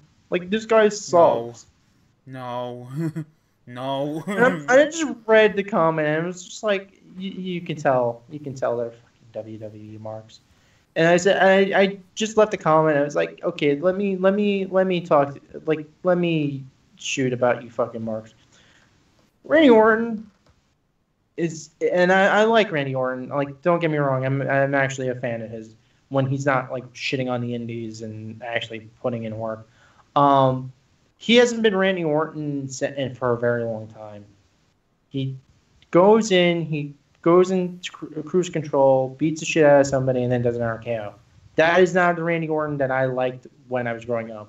That is cruise control Randy Orton that doesn't give a shit anymore and is probably going to retire in the next like 2 or 3 years. That is a half-ass wrestler. If there was any, like any indication of a half-ass wrestler, that's it. He has had really bad feuds with people. He didn't get Bray Wyatt over. He made him look like shit. He's had terrible match with Jinder Mahal where he didn't get him over. I mean, not that you were gonna get that fucking piece of shit over, but I digress.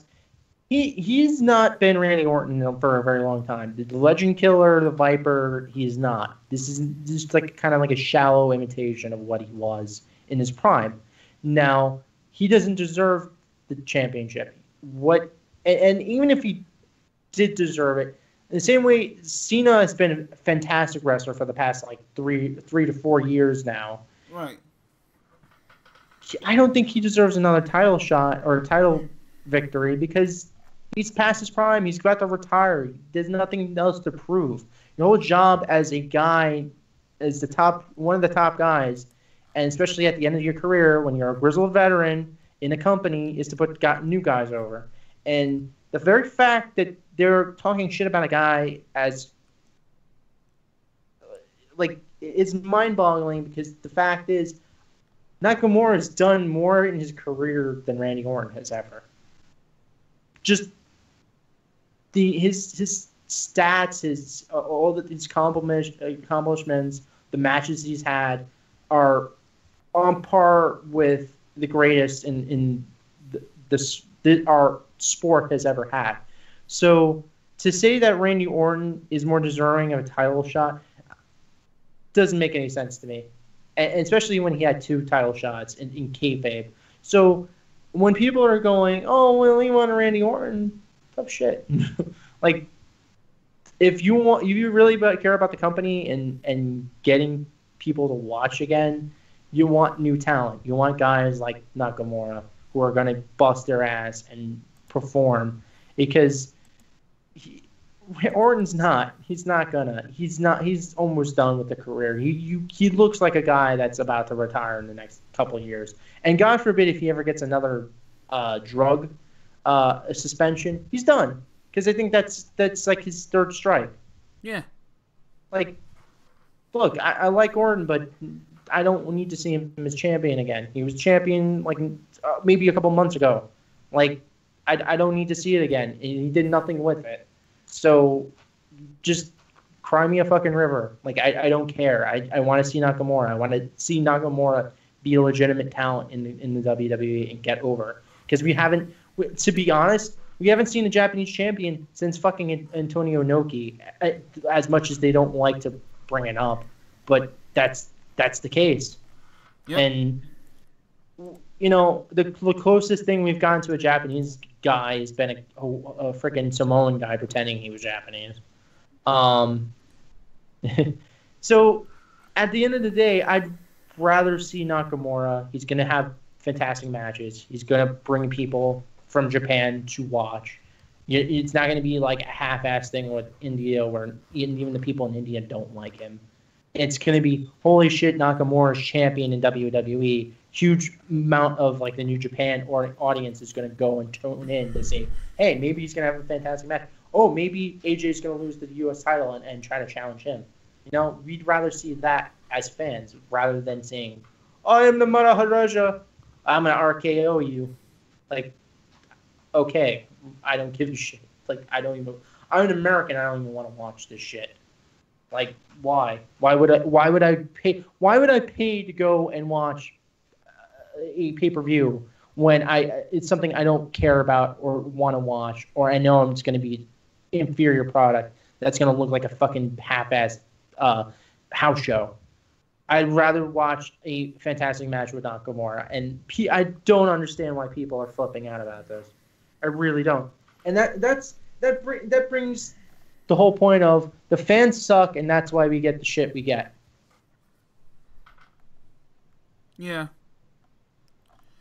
That's as simple as that. The fans suck, and that we get the typical drowned out garbage that we get, and we're going to keep getting that because the fans are too stupid to go and say, hey, look, a good match with legitimate talent? We don't know what that is. We go and cheer for everything. We go and cheer for stupid things, and we say everyone deserves championship when we know it's not true. So, like, if you're a fan like that, I don't want you to watch your show. You can go fuck yourself. Okay? And that's the bottom line, because Stone Cold or Bonesaw said it so. Yeah. I mean, I really wish that they would realize the star that they have there with Nakamura. I mean, I understand, oh, we want to market in India. No one fucking even cares in India about this guy. Because, like, I really feel like if you're going to do this, he should have been a babyface. That's it. No, but even then, even if he's a babyface, you can't hide the fact that he can't work. Every match he does is just like a subpar, like, jobber match. Because that's all he's ever known how to wrestle like. And another fact is, he's subpar on the mic. He has nothing going for him that other than being a big muscly veiny guy that, you know, big old non-homosexual Vince loves. You know, because at the end of the day, Vince didn't want a wrestling organization. He wants he wants what he had back in the early '90s. That stupid bodybuilding. You ever hear the story behind that? What? You know, remember he had the bodybuilding federation? Oh, yeah, WBF, yeah. Zack Ryder's dad was actually a part of that. They had that federation, but he was selling some kind of like muscle supplement, and the muscle supplement was like highly toxic or something. Like, it was like something out of like The Simpsons, or like Krusty the Clown is like trying to like hawk some like product that's like highly toxic or dangerous to like whoever uses it. It's like, oh, Krusty Burger has his rat eggs inside. Oh, he will cause hysteria. Like, it's all shit like that. And like I even heard a story of it, like Curtis Axel had that when he was like in football practice. He like consumed I forget what the hell the product was. It was some like the muscle. It was kind of like muscle milk or something, but it was like made by WWE, and it was just highly toxic. And he said it gave him like bouts of diarrhea for about a week. Oh my god. Yeah. That's ridiculous. It's like, why would you? Like, I understand that, you know, like, you want your brand awareness out there, but they were marketing it everywhere. They were marketing in the WBF. They were marketing in like WWF at the time. Like, they had a commercial with like freaking Bret Hitman Hart was like publicizing the stupid thing. Nobody drank it because they fucking knew it was highly toxic. God forbid. Who made their ice creams? Good Humor. Ah, okay. Thank God for that. That's what I'm afraid of. This chocolate. Remember the chocolate bars they came out with? That, like, I heard they taste like chalk. They came out with some recently. Yeah, the ones with the New Day and. Yeah. Same. But you know what? They taste awful. Like, they taste like ass. And not for nothing too, dude.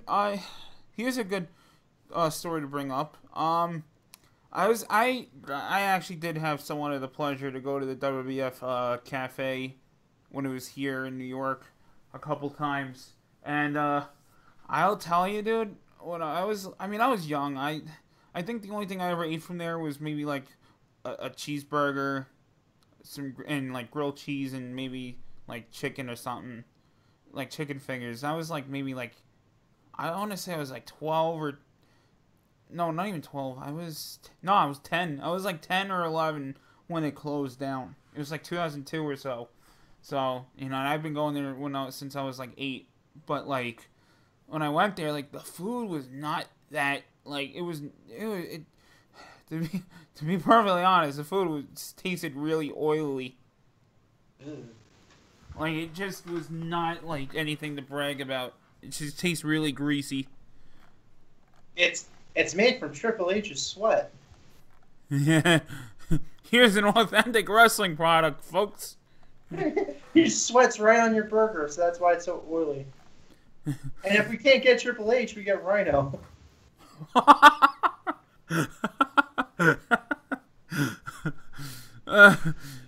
You know why? Remember that a couple weeks back, you asked why. You asked why Big E was sweating so much. Because that's what they use to glaze the bootios. That's why it costs like $15. Oh, yeah. The mystery ingredient for the bootios, Big E sweat.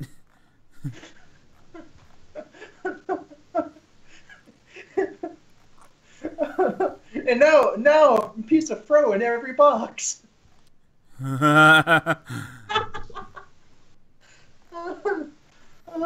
He just like cuts off like a piece of his hair and just like puts it inside, like they put it in like a packaging.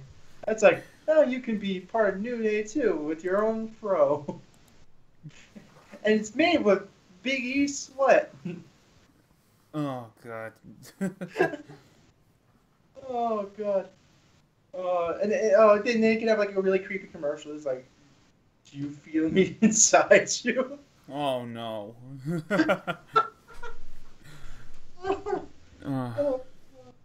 And then what did you think they ever did shit like that? Like I've heard stories about like remember like Kiss had that comic book and they used like blood as the ink.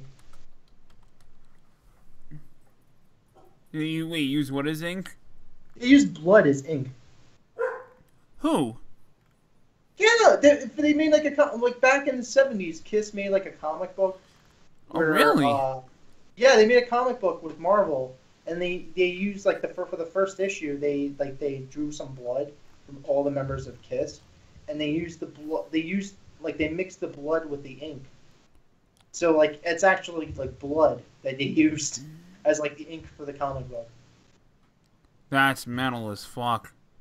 Yeah, right? That like you never knew about that? I never knew about that. Yeah, that's well known. Like that comic book, they mixed like small amounts of like blood into like the print. Like it's just like small like drops. But they never really had like a big issued print of it, but like because they were actively, but at the time like Kiss was like actively like marketing themselves. Like they later on did like they tried to do like they did a lot of stuff with Marvel actually. They were going to do a TV show back in like the 90s. It was supposed to be like a Kiss cartoon, and they were going to publish it along with Saban, which did Power Rangers. So it was supposed to be like a Kiss Marvel enterprise that was like production by Saban. And I think it was going to be on Fox 5 or Channel 11. Right. And I mean, for people that don't get Channel 11, it was the WB network that's now currently CW. But apparently, there's a famous story, and I was telling my girlfriend about it. She didn't give two shits. There's a actual famous story where a lot of people don't realize that Gene Simmons is actually Jewish. He was born in Israel. I think his name is something very Hebrew. I don't remember what his. I think it's something very Hebrew or something like that. Sorry to sound. Gene Klein, I think. No, something else. It's like Oh. something Okay. something like Shlomo or something. Chaim, Chaim, Chaim Witz. Time something. His last name's Witz. Yeah. Chaim Witz. Chaim Witz, there you go. That's even Yeah, better. it's very Jewish. And now, the idiot Saban, he's a giant piece of shit. Like, there's a lot of case. I'm actually going into Earl's level of like talking about stuff outside wrestling, but Oh yeah. fuck Yeah, it. cares? We're about to wrap up anyway. Yeah. Well, apparently, Saban said to Avi Arad, who was like at the time was the chief at Marvel, he went to Avi Arad. He said something in like Hebrew. Now we got him like a fish, which means they were going to undercut him and take most of the profits from the TV show, especially with like in terms of like marketing of the action figures and production and everything else. So they were gonna try to screw him over. And Gene Simmons has always been really intelligent about how he markets the Kiss brand. So that's why him and the rest of the members of Kiss are pretty well off. So he heard him say that, and then he let him say a couple more things until he lost his shit. And he was like, he responded back to him in Hebrew, and I was like, oh, call him something like a fucking stupid jackass or something, like in Hebrew. And then like you like look back at him and it's like, yeah, I was born in Israel, you fucking moron. Yeah. Like I hate when people do that. Like, you ever have like that one like situation where someone's like speaking another language, they think you're not like you can't understand them, and then you just like say one word back to them and they're like, I would, you know what? I would love for them to do that in WWE. Like have a heel think he's being like shit because he's talking in a foreign language, and then like the baby face just responds back to him in that language, and it's like, yeah, I'm not a racist asshole. I know your language. I know you're talking shit about me. And then he's like, you know what he actually said in his language? Like, just go back to like the crowd and just just have like a Cena level shoot where like he just like, that's what I would love to see. Like someone like tear the Maharaja down and make him look like a fucking idiot. Because like I'm really just sick of the guy. I want him to leave as soon as possible. Oh, you know he's gonna. When we do this list of guys we're letting go, guys we would let go. You know He's number one on the list. Him and Puke. Balding Corbin. Yeah. You already know most of my list. Most of your list was left in that great exodus of last year. So, I guess we're gonna start wrapping up here. All right. Okay, so going over the list of shit I have to say. Check out our good buddy Chad Flatt of the Pro Wrestling Weekly. Check him out at thefanpodcast.com. Also, Nerds of the Squared Circle. They're on SoundCloud. Wrestling Soup at 9:30 Eastern Time at Mixler. Thursday nights, as well as on iTunes and Stitcher. Facebook.com. / Kayfabe Talk Radio. For our Twitters, you can also check out Mr_Bonesaw for all your complaints and gripes on the show. And you can go fuck yourself if you have any problems with me wanting to put over Nakamura, because Orton doesn't deserve it. Eric the Red at Twitter as well. Yep. Eric the Red at 211 and J.R. Earls. What the hell is his Twitter? Oh, J.R. Earl's art. I forgot to put that. There you go. Yeah, you should. You don't have to. He doesn't come on the show normally. So. Yeah, you don't have to check that out. He's just a part timer. Until next time, you better come back, you fucks. Keep it kayfabe. Keep it kayfabe. And in tribute to Ric Flair, here's our outro. That doesn't want to play. Alright, here we go. Inside the you motherfucker. Alright. rack houses of Jim Beam. Well, our show's busted as fuck. That's as busted as the audio. Yeah. Well, that has to do with YouTube fucking taking away the whatchamacallit, the audio. Fuck you, YouTube. And alright, here you go. In tribute to Ric Flair.